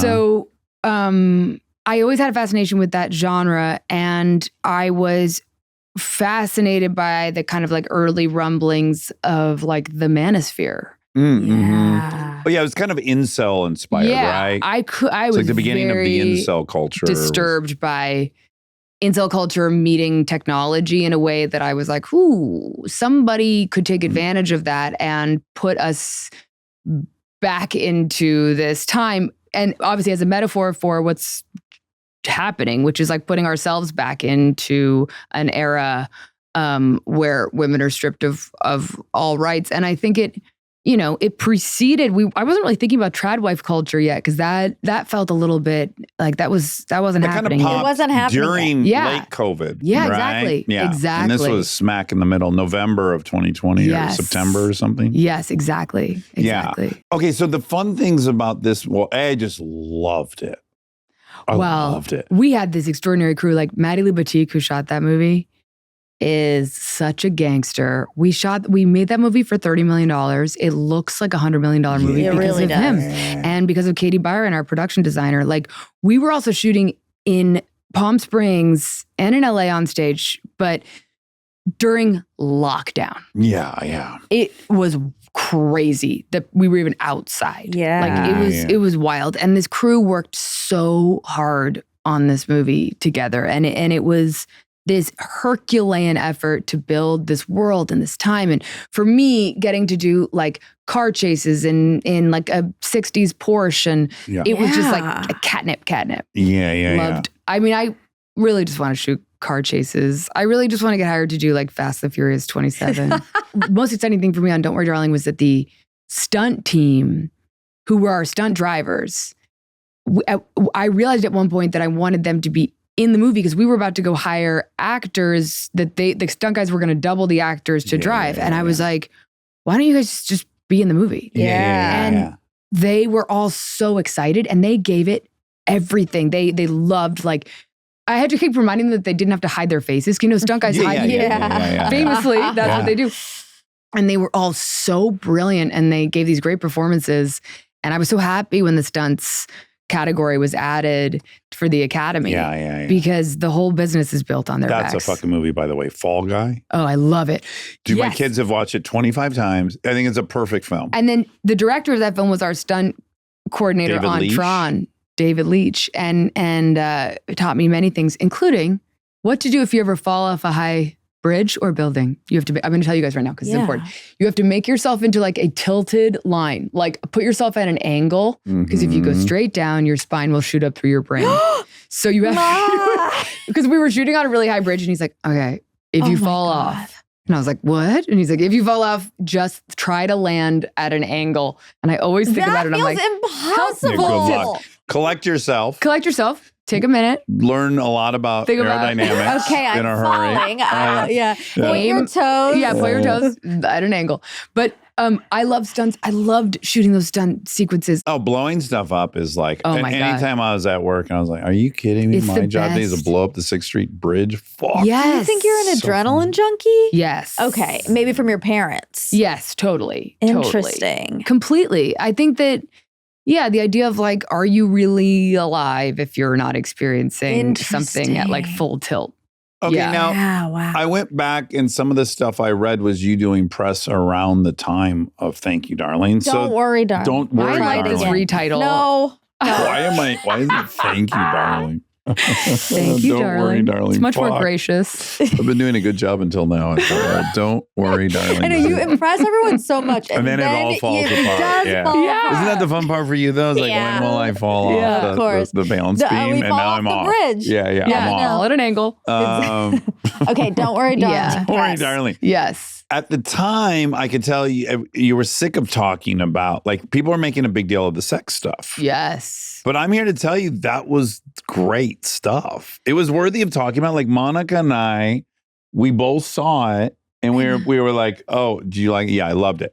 Almost on cue. The dining room table scene. Oh, Yeah, yeah, I mean, we loved it. I had wanted to shoot, that was like a scene in my head for so long. The idea of like, I just thought the idea of basically like turning the idea of like a feast into like, also it's like, I love food so much. It's really just me bringing food into every possible scene. I like the notion of like showing up to the table. Like Yeah. you're going to devour. Yeah. Yes, it's wonderful. And I also was really passionate about like showing you like female pleasure. I wanted it to be about that. And but obviously, yes, it overtook the conversation in a way that was a bummer because there was so much else to talk about. But here's a fascinating conversation. There is some tricky obscurity with feminism and sexuality in film because clearly women were objectified for a long, long time. And then clearly that's a cause to confront. And then also like feminists are fucking sexual. You want to see sexual fantasies. Yeah. There can be this weird balancing act, I feel like, if you're feminist, like, are you betraying feminism by having nudity? Like, which I don't, I reject. Right, of course. But there's some weird tension there about like how you do the female-driven, sexy fucking movie, which I want you to do. Totally. Without any stress. This, I know we both love Esther Perel. Yes, we do. And I love how she writes about how there's nothing very politically correct about eroticism. And she talks about women's fantasies, sexual fantasies, and allowing for them to veer into a territory that is not something that you would necessarily ever experience in real life, or that you feel is like politically correct in how you think things should be, but your curiosity, your imagination is allowed to veer into that territory. You might want a power dynamic in your life, exactly, and want a different power dynamic when it's time to fuck. And I love that she writes about how like it's so important to let your mind go to these places, and fantasy is also. There's a Gillian Anderson compiled an incredible book of female fantasies called Want, which is a book of anonymous fantasies from women around the world. And all you learn about the woman at the end of each fantasy is like what they do, where they live, and if they have kids or not. And it's a lot of like powerful women who have fantasies about being objectified. Yes. As there are these powerful men. Yes. I made a movie about like BDSM culture last year, and I learned so much about that. And it is all like super powerful men who on their lunch break go to the dungeon. It is true that when it comes to sexuality in film, this question of like, are you making the problem worse by showing women in any way? Is nudity and female nudity a part of the problem or solution? And, this has been written about for many decades, and Gloria Steinem wrote about like self-objectification. And there's so much to think about with it. And I think it's the way it's done is always what makes the difference. Exactly. But I think for a long time, we weren't even seeing female orgasms in movies. It wasn't a part of it. It was all about the man. So I think that feels revolutionary. Completely unrealistic female orgasm, which is Michael Douglas starts plowing you without any warm-up, and 2 minutes later you're screaming in ecstasy. It's really training men unfairly to have like slam a girl against the wall, fuck her from behind, and just buckle up for the orgasm. She's like, thank you. This is all I need. But at the same time, like, movies are allowed to be a fantasy, and the idea of it. They should be your fantasy. It should be the fantasy. We just need both parties making their fantasy, so it's equal. I don't want to see males get rid of their fantasy or females. Exactly. I want everyone to like explore a little bit more. And I think for that movie, I was like, I really want to focus on it being about female pleasure, and that was actually part of this kind of male kink. Like this world was about men who have created a utopian society for themselves. And I was like, well, what happens to female pleasure within that? And is that something? So these were topics that were very interesting they had to be explored. It's fascinating. Yeah. Okay, now I have directed Kristen in scenes with a male lover. Yeah.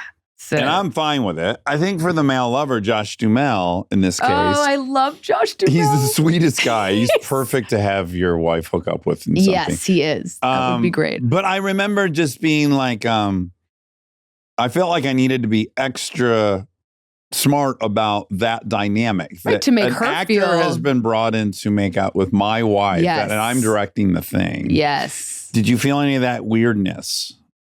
Oh, on Don't Worry, Darling. Yeah. No. That wasn't tricky. That wasn't tricky. Okay. No. Okay. My thing is like, and maybe this comes from being such a theater nerd as a kid, is like that once you're kind of in that dynamic of making something, making a play or a movie, like everybody becomes part of the same effort to just like make it as good as it can be. I feel like that eliminates a lot of the anxiety that exists in a regular sort of dynamic. I do think that particularly when you're directing it, as you know, you're thinking like, is that like, I remember we had to have the camera spun around very slowly during the scene where she's on the table, and Maddie, the DP, and I are just standing at the camera, and we're like, is that glass in the way? Fuck, the glass is in the way. Move the glass. No, okay, get ready for the glass. Like, we're just looking at what can be seen. I think that any sort of weirdness and nerves around what's actually happening are eliminated by the obsessive focus on the shot and like making it work. And I was so happy with how it was all looking and feeling. I felt so proud. I was just like, we fucking nailed that. Yeah. And it should, I think that we're not in like the 1940s anymore. Our kissing, I do appreciate when people really go for it. Well, you can think about, we can remember these incredible, like the fucking Tom Cruise, Kelly, the Top Gun makeout scene. You're like, Exactly. Let's go. Yeah, and like 9.5 weeks was a huge influence on. 9.5 I mean, like, yeah, you can feel real passion, just like you can feel any emotion. And like you said, like the stunts, we try to make them as real as possible. Why wouldn't we go for it? Yeah. I think as long as everyone feels great, then it's awesome. That's the nuance of the whole thing. That's the nuance of the whole thing. Sometimes when you're friends, it can be so funny. Like Sam Rockwell and we did this movie called Better Living Through Chemistry, where we had to have the craziest sex scenes. It was like a montage, and it was so funny. Like we would just cry laughing because we were two good buddies. Like it was like the idea of thinking of each other in a sexual way was just so ludicrous. Yeah. So I think sometimes it's like harder when you're best friends. You were talking about when you got to direct, one of the incredible things was like recognizing, you can design these situations differently. Yes. And in particular, you were talking about a closed set. So, right. So there's an illusion of a closed set. Right. Historically, which means they're going to clear out everyone that doesn't have to be in the scene. And then you're going to rehearse in private. And then you're going to have a minimal crew to film the whole thing. Mm-hmm. But in your experience... So often it was not really a closed set. And there's all these little sneaky monitors that are around. Like there's a monitor on the sound cart that just always mysteriously stays on. Yeah. And it was when we were shooting Booksmart, we were shooting a scene with Caitlin Deaver and Diana Silvers, and they were in a bathroom together, and it's like a sexy scene. And I was so fiercely protective of them. Of course, I shut down every monitor, and then we had an amazing crew, but there's just like people don't realize that a closed set can be even more closed and can really be closed. And in the defense of the crew, let's also be honest, all of it's white noise. Like they got to run cable, then they got to throw the dolly down. It's not even like, they're not paying attention to any of the scenes. So they don't even know that they've wandered into one that's sensitive. Exactly. Yeah. They're like, I don't know what's going on. And it depends on the comfort of the actor too. Cause I did this movie last year with Cooper Hoffman, this Greg Araki movie that basically I play a dominatrix in that one. It's called I Want Your Sex. And that movie, I would like get up in the middle of the scene, like basically naked and walk around to the monitor and be like, hey guys, do you guys think, like, should I, like, cause I felt comfortable with it. And I, at that point had no nerves about it. So some actors are like, it's fine. I don't care. Yeah. And they can feel like it's weirder if everyone gets weird, which is a thing for some people. So it's like based on what they want. But I do believe that the value of being an actor who has turned into a director is that you can empathize with every part of the experience, from when it's cold and they're the only freezing ones and everyone else has like thick winter coats on, to the sex scenes, to bringing them in too early, to not giving them enough time to prepare. So I like to think that that's like the value of having been in their shoes, is that I can make particularly like sex scenes a little less weird. I have a quick question about that movie. Well, it was funny. I had drinks with Katie recently, and she was talking about, I guess maybe we were talking about Fame Sick, Lena's book or something. And we were talking about how things get very blown out of proportion. Sure. Yeah. She specifically referenced that movie. She was like, it was so crazy because there was like all this stuff around it and all this crazy quote drama that was not real. Yeah. Yep. And she, as you know, the writer was like, I don't understand how to tell people that it's not real. Yeah.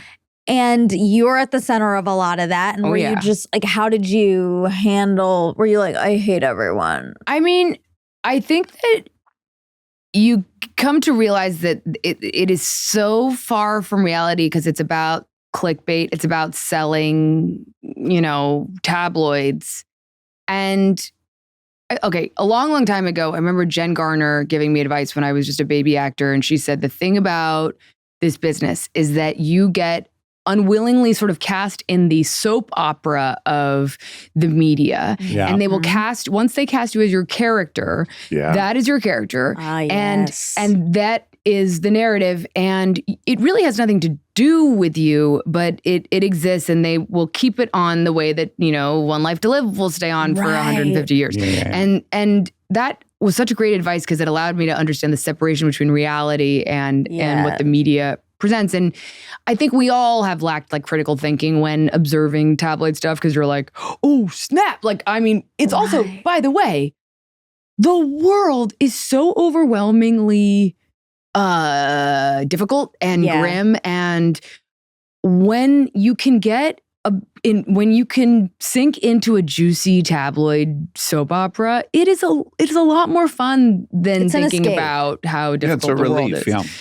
And so I was aware that we had been kind of turned into this tornado of drama that had so little to do with reality. Yeah. And that nothing was gonna change that. Like at one point our crew wrote this letter, like this beautiful letter, basically saying like signed by the entire crew being like, none of this shit that you're saying in the press is real. Like there was no fighting, there was no drama, and we all had this great time, and the crew did that on their own. Yeah. And like nobody cared. Exactly. Because it doesn't fit the narrative it's that's being set. It's not as thinking fun. As I know, but it drives me nuts. Oh yeah, it's maddening. Yeah. It's maddening. And I think that, it's like this, it is having a healthy understanding of what that is, and that it's a machine. Yeah. And just understanding that is essential, I think, to surviving in this business. But for that movie, the heartbreak for me was that the crew had worked so hard on this movie, and we were so proud of it. Yeah. And we like never got to talk about the movie. Yeah. Because it was always this like other stuff that was just like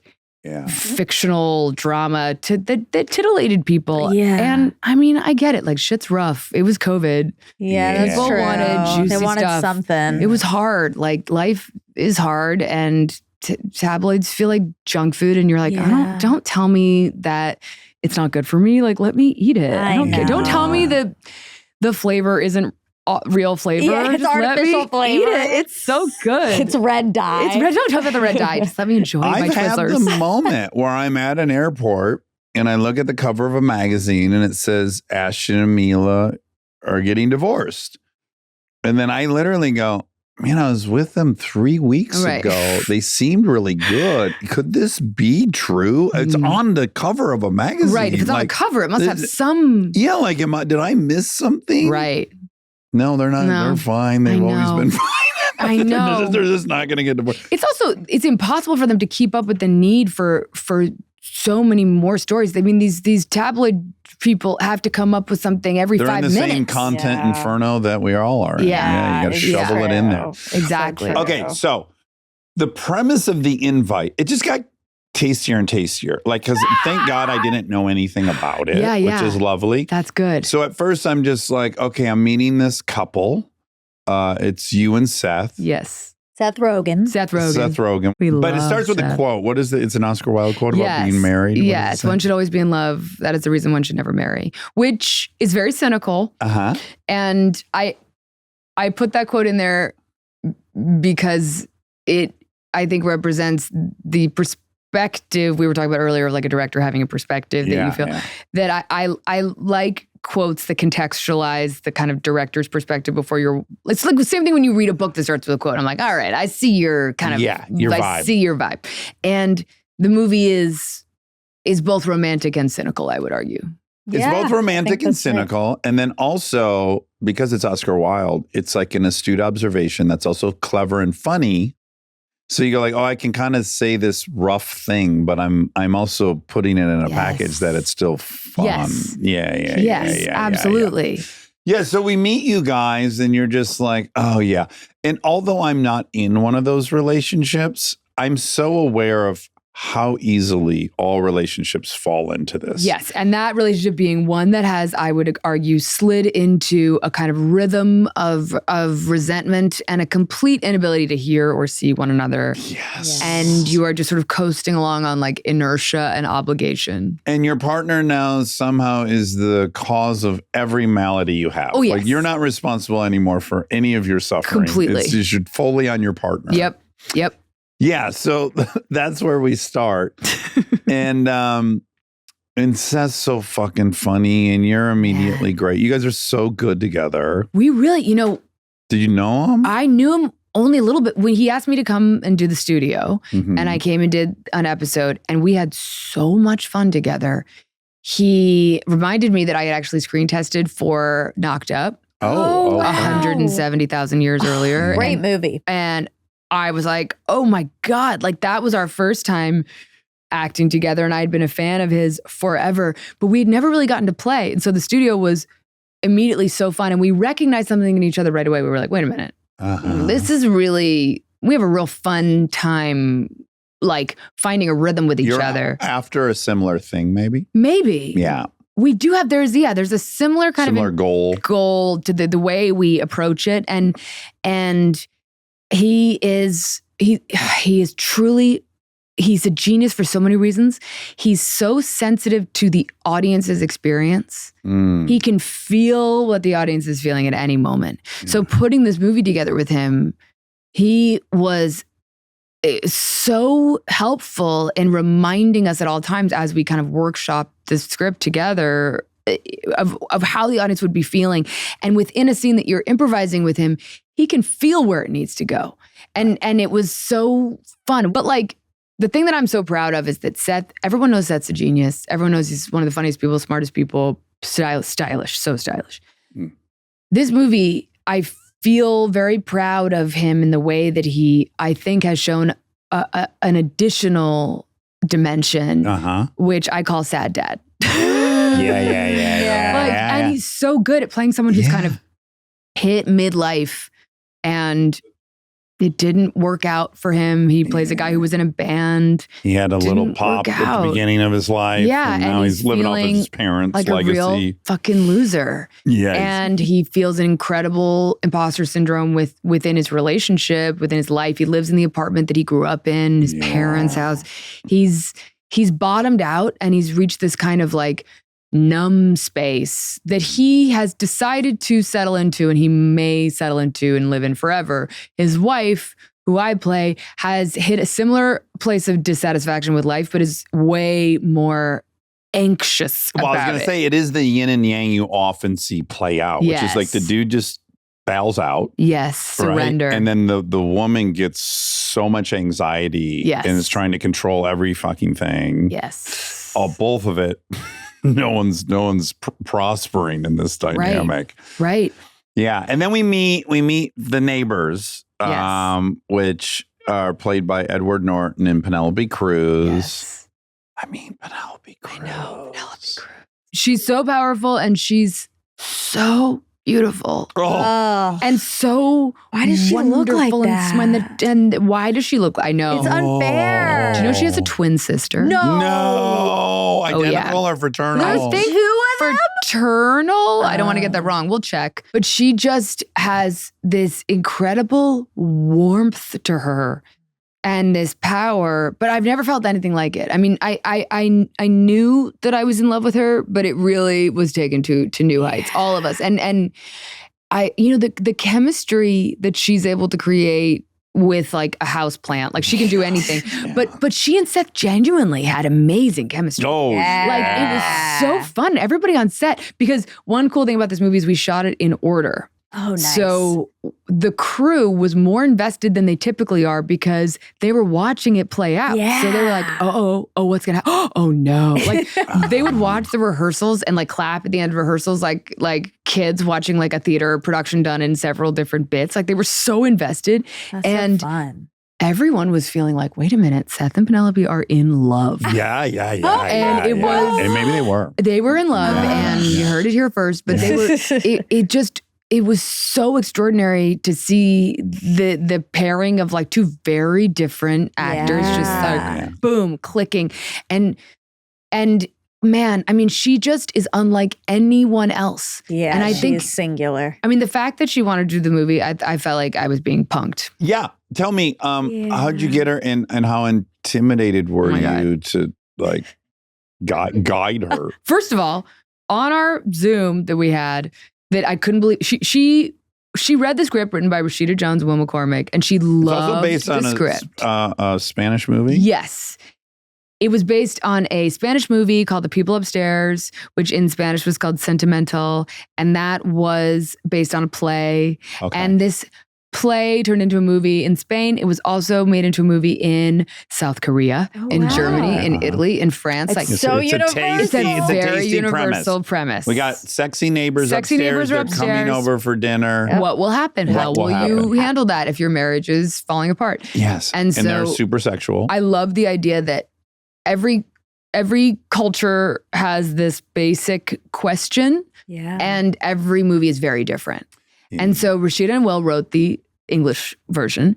And then we approached it in this really fun way, which I'd never done before. It was always my dream to shoot it in order, shoot it on film, workshop the script together as a unit, the writers and the cast, for 2 weeks before we shot the film, and then to continue workshopping it as we were filming. That sort of like high intensity adrenaline that I love, but the risk involved was that we would, I suppose, go off the rails and lose the tether of the story. And yet with these people, I knew we were safe because we had some of the best storytellers in the business putting their heads together. And I loved that we were taking big leaps and we were making it more and more specific. So like we would approach every scene and think, how can we make that more personal and more specific and more unexpected? I mean, the example I think about a lot is that Big Little Lies show. When we got into that like twisted relationship with Alexander Skarsgård and Nicole Kidman. I've never been in that dynamic. Yeah. But what I could sense was, this is the real dynamic. Right. Right. Like there was a level of specificity, and the way the pattern and the cycle went was like, I get the trap of it. Yeah. And I can see how people are trapped in this. Yes. And it's just through how specific it really was. Yes. I think that's when the actors are allowed to infuse real experience into the performance, into the characters.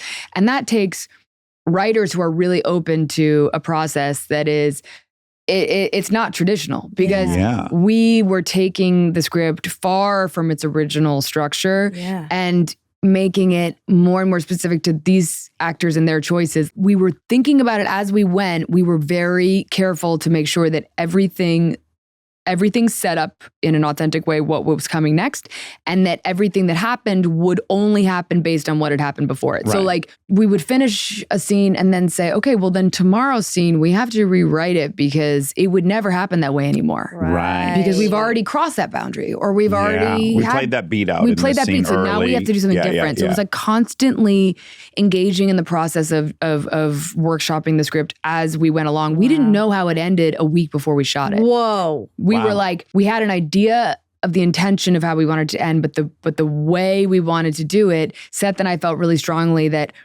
we would actually not say very much in the end. And anyone who's ever been through an experience like that sort of creates an eruption, a conflict in a relationship knows that sometimes the speechlessness is the most devastating feeling, which we were so passionate about the idea, like people who are very like quick to be snarky, things have shifted when they actually can't say anything. If you get me speechless, like some shit's hitting the fan. Some shit has hit the fan. Yeah, because fighting, you're still engaged. Yes. Fighting is, you're fighting. You're at least fighting for it in some way. But when you're done talking, you've resigned. Yeah. You're done now. Yeah, exactly. This like pause on the battlefield and it's like, oh no, this is different. So we were able to do that because we had this group of unbelievable, I've never felt anything like this dynamic. And I can't believe that I got to act with them, which was not the original plan. I was not supposed to be in the movie.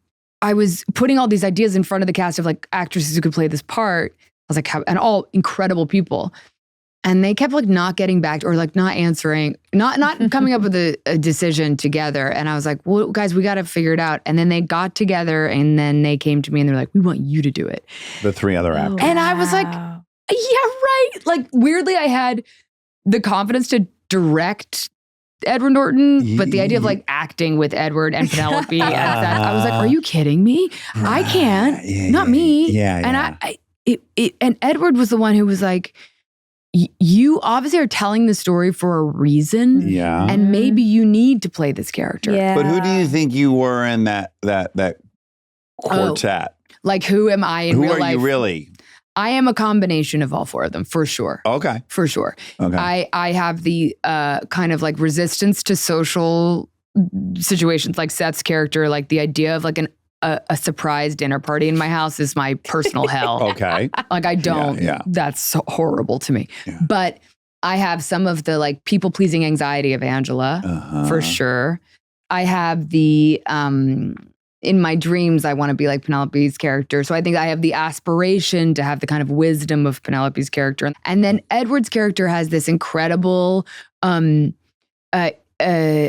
to have reinvented himself and this kind of almost infant-like openness, this sweet kind of openness to change, which is something that as I've gotten older, I've learned. Yeah. So in a way, I'm a combo of all four, I think. There's a very fine line between mutiny and collaboration. Yeah. Seems like because Edward was telling me how much of it you guys all did together, basically. Yeah. And so I'm imagining myself directing that in that. And it's like, boy, I want just the right amount of them helping. And then it has to be a singular vision. I do believe a director has to bring to bear. And I think actors want that. Yeah. They want to feel there's someone driving the ship. So how are you navigating the line? It's like, okay, that's enough ideas for the day. I know what I want. You guys might not think this is the thing, but I know that this is what I want. They were all incredibly respectful of that exact thing, of the need for it to all... You to be deferred to ultimately. Exactly. So they would give me many ideas and then allow me to kind of say, that one feels right. That not so good, not right. But Is that hard for you to say? That one's not the best. I think that it's interesting. I think initially I just wanted everyone to feel really comfortable giving me every idea. It was like, give me everything, opening it up. But then I knew by the time we shot, I was like, at this point, I'm going to start kind of pruning the multiple ideas and say like, we're going there. Yeah. But they also really respected that and would say like, what do you think? What do you want? I mean, it was so surreal for me the first day. Edward was like, what do you think? How do you think I should approach this moment? I was like, oh my God. Like all I could see was like primal fear and be like, you're so good. They're all such professionals that they just understood that I had a very, very clear vision that was not specific to how things would play out in scenes at all. I knew that was going to be a full discovery, but I did have like the intentions always in my head. And so they would check in to be like, is that fitting the intention that you have for it? Does that feel right? And that was so professional of them to always kind of know that. They're all filmmakers too. I mean, they're all directors. Yeah. So that helps. But yeah, no, it was so far from a mutiny. It was a complete collaboration in a way that I've never felt anything like it. It was like we were all like in rhythm with each other. There's I hope Edward tells you the story, but he'll probably be overly humble about it, so I actually want to tell it. There's a scene where his character tells a story. Oh his my backstory. God. His backstory. Yeah. It's so good. And he came up with that entirely on his own, and I didn't hear that until we were rolling cameras because there was nothing there before, and we needed this kind of like, we needed a ramp, an emotional ramp to take us from one place to another in the movie and to shift the weather in the room, you know? Yeah. And Edward said, I have an idea. I want to tell a story. And he said, do you want to know what it is? And I said, don't tell me because I want to hear it on camera, which he couldn't believe. Yeah. Especially because we were like rolling film, didn't have a lot of money. And it was like, okay. And I said, just tell me like roughly how long so I know what kind of mag I need on the cameras. So he was like, do you think maybe you could have 2 cameras that day, put them on you in set so you can hear we can film your real reactions. Yeah. And I had no idea where he was going to go with it. And he started telling the story that was so different. It's so different than anything I could have imagined. Yeah. And I just burst out crying thinking about this. He was telling the story. It was so powerful and he's so good. He's so good. Convincing. You're like, good. This is a real story. This happened to you. Yeah. I believe it. And Seth is having his completely different reaction, which is perfect for his character. And it was such a gift. And now that's one of my favorite scenes in the movie. Oh, it's incredible. Yeah, and I just think like, and everyone was doing that. Esther Perel's very present in this movie. Esther was our consultant on the film. Okay. I mean, there's even direct quotes that Penelope's saying. Oh, yes. Esther's whole perspective is like her. Yes. Penelope basically plays Esther. Yeah. Yeah. Had they had a friendship prior to this? No, I introduced them. Oh, they feel perfectly matched. Oh for my one gosh, another. I know. I want that. That's the podcast that I need. I need them to link up forever and ever. But Penelope had heard of Esther, but she had never met her. And then I introduced them on Zoom and it was fireworks, and Penelope and Esther then had like long conversations about the character and what, every time they had a conversation, Penelope's character would get more specific and I could feel her like slowly like morphing. And because Penelope in the movie is not at all Penelope in real life. Okay. At all. Right. At all. Right. Okay. She Never is met her. just such a good actress that you'd believe that's exactly her. She is like the kind of sweetest, most kind of adorable, like just giggly, hilarious, but she's not Astaire. And that is a huge testament to her talent. And those direct quotes you're talking about, really, they became like goalposts in the film that we were kind of working around these philosophies that we cared so deeply about that we wanted to be able to hit. So it was like making sure we could justify getting to that place in the conversation. So the whole idea of, you can have a new relationship with the same person. When I first heard her say that in a TED Talk, whatever it was, like almost 20 years ago, that blew my mind. I had never even considered that concept. Yeah. It's so beautiful. It is. Yeah. This relationship is over. Yeah.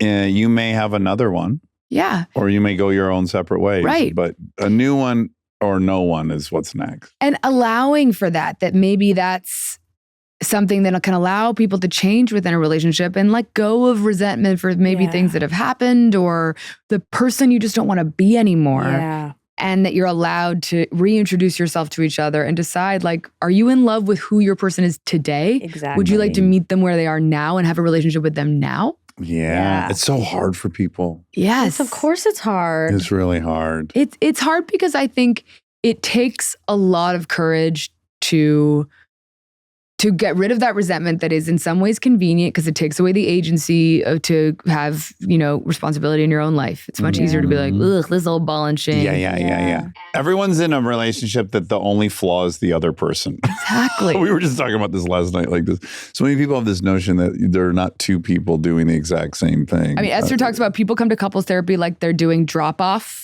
Like, yes. Fix this person, please. Thank you. Yes. And she's like, this is a 50-50 thing. This is a system that you guys are both in. Yes. And you're both playing roles in this system. I mean, Mating in Captivity completely, that book, when Esther released it 20 years ago, because now it's the 20-year anniversary, and she's reissued it with a new foreword, and it's fascinating. And I think it's required reading for anybody in relationships.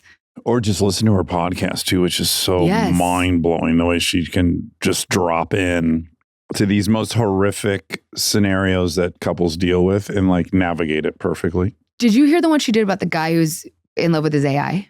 Oh yeah, so I started listening to that one. It was recommended to me, and I was having a hard time understanding the guy. A rough connection. Anyways, but yeah, I get the. It's wild, and it's so crazy that like Spike Jonze made her whatever it was 15 years ago, which you were in, which I was in, and I play the like nightmare date with a human that really makes him think it'd be better to be with an AI. It might just be easier. You push him over the edge. Yeah, he's like, nah, I choose my phone. But I think that the way Esther takes that relationship apart, I mean, you by the end of the podcast episode, you actually think you're listening to a couple on a couch because she keeps inviting the AI to share. Stop. She's like, Astrid. She's so fucking open-minded the way she approaches this whole thing. That's the thing. It's open-minded. It's I know. Like my instinct is to be like, dude, as convenient as this is, you got to have a human partner.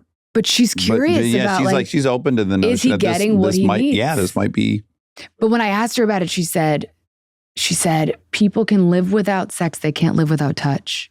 And that guy, when she asked him, what do you miss about having Astrid be human? And he said, I just want to like cuddle on the couch and watch Netflix. Yeah. I mean, this is so relatable. So relatable. Yeah. And that's the thing. And it's like, so everybody is the universal experience of like, how do we survive in relationships?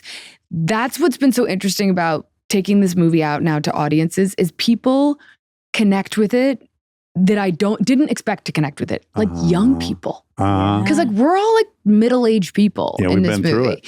And there's like 17-year-olds watching the movie and they're like, oh, that's me. That is me. And I'm like, what? Yeah. I was talking to these college kids and they were like, yeah, I felt really relevant. I'm like, really? Yeah. That's fascinating. Now, were you nervous at all that this is going to open up so many questions about your stance on marriage? Are you open nervous to that? at all? I'm interested in all those questions. Like and what was really fun is that everyone making the movie has completely different kind of relationship histories. Mm-hmm. And Seth and I, as like the main couple in the film, Seth has been with Lauren for 20 years. they are doing it their own way in a way that I just so respect. Just they respect each other as individuals. They admire the hell out of each other. They are best friends, but they still have this really sexy dynamic. Like they're nailing it. Yeah. And it was really interesting to like put him in a relationship that only made him more clear on why he was so in love with his wife and why he was like, oh my God, people live like this, like bickering and not having sex, which he couldn't believe that people don't have sex. It was so cute. He was like, what do you mean? This is science fiction. I think all of us were like pouring our own experiences into the pot in a way that was like therapy. Yeah. So I think the most romantic movie I've ever seen, or I cried the hardest of, and it was because I had broken up with the girl I was with for 9 years, and then I saw the movie. But Eternal Sunshine of the Spotless Mind. It's really just the one exchange where like they're deciding whether or not they're gonna be together again. She's like, I'm gonna do this, and you're gonna get annoyed, and then I'm gonna do this, and you're gonna do this, and he goes, okay. I know. And I'm like, oh, fuck. I could have just said, okay. I could have like loved that and honored and appreciated that. And then I was just like, I went into this whole zone where it's like, oh yeah, I met Bree when I was broke and we were in the tent with the light. Like we had that relationship. And now I'm like, now I have money and I'm famous. Like, will I ever have anything that's that genuine and, you know? Right. Interesting. So in a weird way, that movie made me like deeply sad in a way. I could relate to that. Like, yeah, okay, I'll take all that, you know? Right. Right. So did yours give you any sadness at the end? Like, because your couple, well, we can't give away the end, but you know, there's hope in your story. It's interesting you see it that way because it's sort of ambiguous by design. And the audiences we've taken it to so far, I do a little poll at the end in the Q&A and it's been 50-50 every time. I had an argument with someone about the end. I was like, great. no. Yes. I was like, I think I disagree with you. That it's hopeful? Yeah. Oh, yes. So, and Seth and I disagreed when we were filming it. He was like, ride or die, felt like these people are together forever. He was so sure of it. And I was but isn't this, it's so that's obviously, so him. it's also reflective of all of us in the room. Oh, yeah. Yeah. Totally. So. Totally. Yeah. Yes. It's like, I believe, I've been doing this for 19 years. There have been periods where it's like, I wouldn't have bet on us. Yes. And then here we are. But you've also had breakups that you're like, yeah, that ran its course. That should have been the end. Exactly. That was the end. And that, for me, is how I was like, that's done. And I think that often when we see breakups in movies, it is it's devastating in a way that makes us afraid in life of ever seeing an ending as maybe a healthy result. Right. And we don't have a lot of movies about like a divorce that should happen. I remember being amazed that like Mrs. Doubtfire was made in the 90s and it ends with them not getting back together. Yeah. You think the whole movie like, okay, it's Hollywood. This is going to work. And the ending is just like, no, but they actually find a way to live separately really happily. Yeah. And I think that was very bold for that time, but it's still something people are uncomfortable with, particularly when there's kids involved. Yeah. There's still this idea that like, no, you make it work no matter what. Yeah. And 50% of marriages end. So clearly there's a lot of people coming to a different conclusion. But can we kind of change the conversation around it? But what's interesting is that now I've watched the movie so many times that at the end, sometimes I start to feel like maybe I have hope. I'm like, am I changing my opinion based on how I feel today? But I think offering the opportunity to end a relationship allows for you to make the choice to be in the relationship. Yes. And I think that is very austere. This is a choice. And if people take away the kind of like, you know, the obligation to be there and the resentment and the paperwork, and it's like, get rid of all that. That's all easily undone. You can get rid of that. You're allowed to leave. So if you're here, make the choice to be here and actually be here, and or don't. And maybe that's okay. That's also okay. But also we have a good time pressure testing this relationship they're observing from upstairs. Yes. That seems like a Seems blast. perfect. Seems great. But then, which I like, is you're truthful enough to go like, oh yeah, and then that has problems. All of this shit has Nothing's problems. Yeah, conflict isn't the problem. It's the inability to be honest about it and resolve it. So we wanted to show an example of like rupture and repair. Yeah, Because we're not saying like you're only happy if you never fight. It's how you fight, how you recover from the fight. And fighting is actually really healthy if it's honest and you're not letting this like resentment build up over time and secrets and all those things that come if you don't communicate. Yeah. There's also this delightful thing, and I think a lot of people thought this about Brie and I, by the way, because we were in an open relationship all 9 years. Mm-hmm. And I also think there's this thing where like when you meet the couple that seems to be totally fine with everything, Mm-hmm. like they're so intelligent, they have thought through everything and they're unaffected by all this. Mm-hmm. When you get to see those people affected, Yes. it's really rewarding. It kind of confirms this hunch we have that no one can transcend those feelings. Right. Now, Exactly. I'm on the other side of that debate, right? Which is like, no, we really did, and it was really fine. And I know everyone thought we were full of shit. Well, it's also very threatening to people to present the idea that it's possible That to you be. could just love each other. And, Yeah. I think people they don't even want to let that into the room. Well, because they know they've experienced jealousy before, and it's just such a dark feeling. The best thing I ever heard about jealousy is that if you take this is sort of I'm ruining a Buddhist adage, but it's that if you take the ego out of jealousy, you're left with admiration. I think about it all the time. That's lovely. The other one is if you take the ego out of anger, you're left with determination. So it's not about like eliminating the feeling. It's like transforming it by removing the ego I from like it, that. which is so hard to do.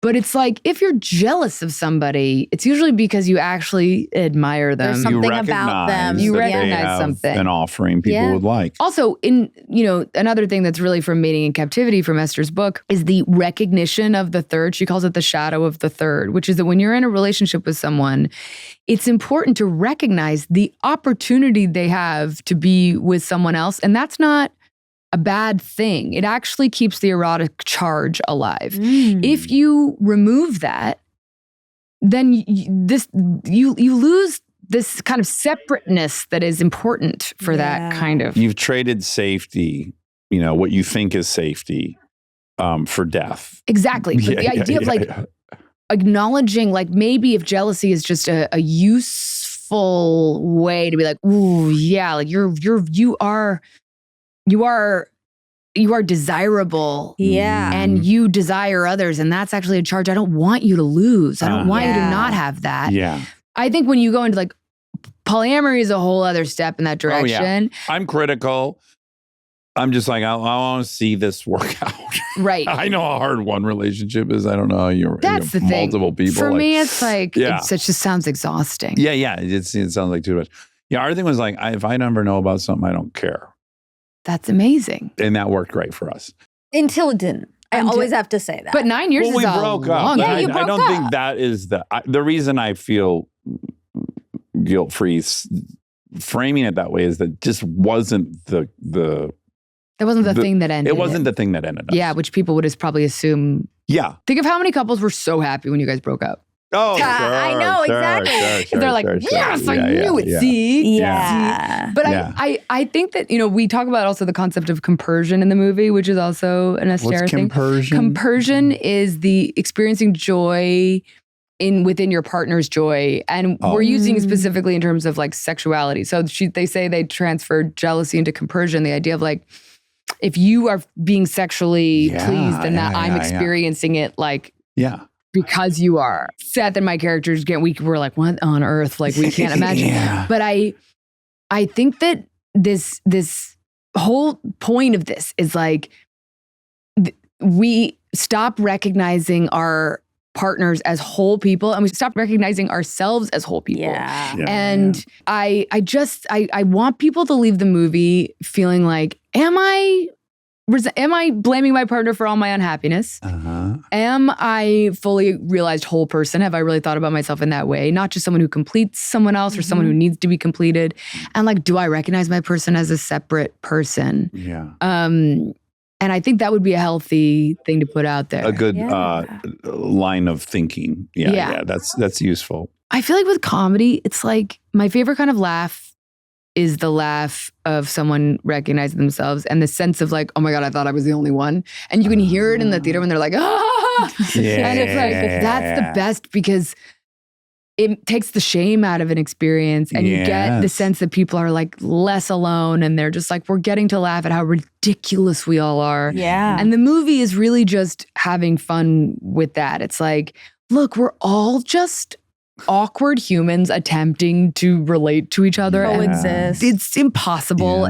Olivia, I have had you for so long. We really This is kept an you This is your extra long second. one. This is your second of the day. Oh, that's okay. Thank you so much. Oh, such a joy. Yeah, I think you're so good. I'm so excited to watch all the movies you'll make. Thanks. Yeah, I'm That's really fun. a huge fan. I'm so grateful. And I feel like when I heard that you guys liked it, it was very exciting because I think there's this feeling of like very, very funny, talented people can be very critical of comedies. Sure. So it meant a lot to me when I heard you liked it. It's so good. It's so good. It comes out June 26th. June 26th in New York and LA. 6262. Kind of cool, right? 62626. I wish that was like What a hidden date. clue. Like it was like a Taylor Swift thing where like You could unlock the front row seats coordinates or will something. lead you to a show. No, Yeah. it's New York and LA, June 26th, and then it goes wider from there. So it's fully wide July 10th. Okay, July great. 10th. Great. Get your 4th of July blackouts done. Yeah. And then when you're just thinking like, I got to tighten it up this summer. Maybe I'll go to a movie instead of I blacking also out think tonight. it's a great date night movie. Ooh. And I think it's a great double date movie. Yeah. And my fantasy is that They'll people swing such afterwards as in the yourself parking will go lot. and swing. But people will think like, who's the other fun couple you know to go see it with Yeah. and then have dinner and talk and argue. And It'll spark so much That's conversation. my fantasy. Oh, yeah, It yeah. really will. It's great. I think that's assured. Olivia, this has been a blast. I'm so Yeah. grateful you said Thanks for yes. coming. Thank you for And the having next me. movie you direct, we'll do it again. Sweet All deal. right. Thank you.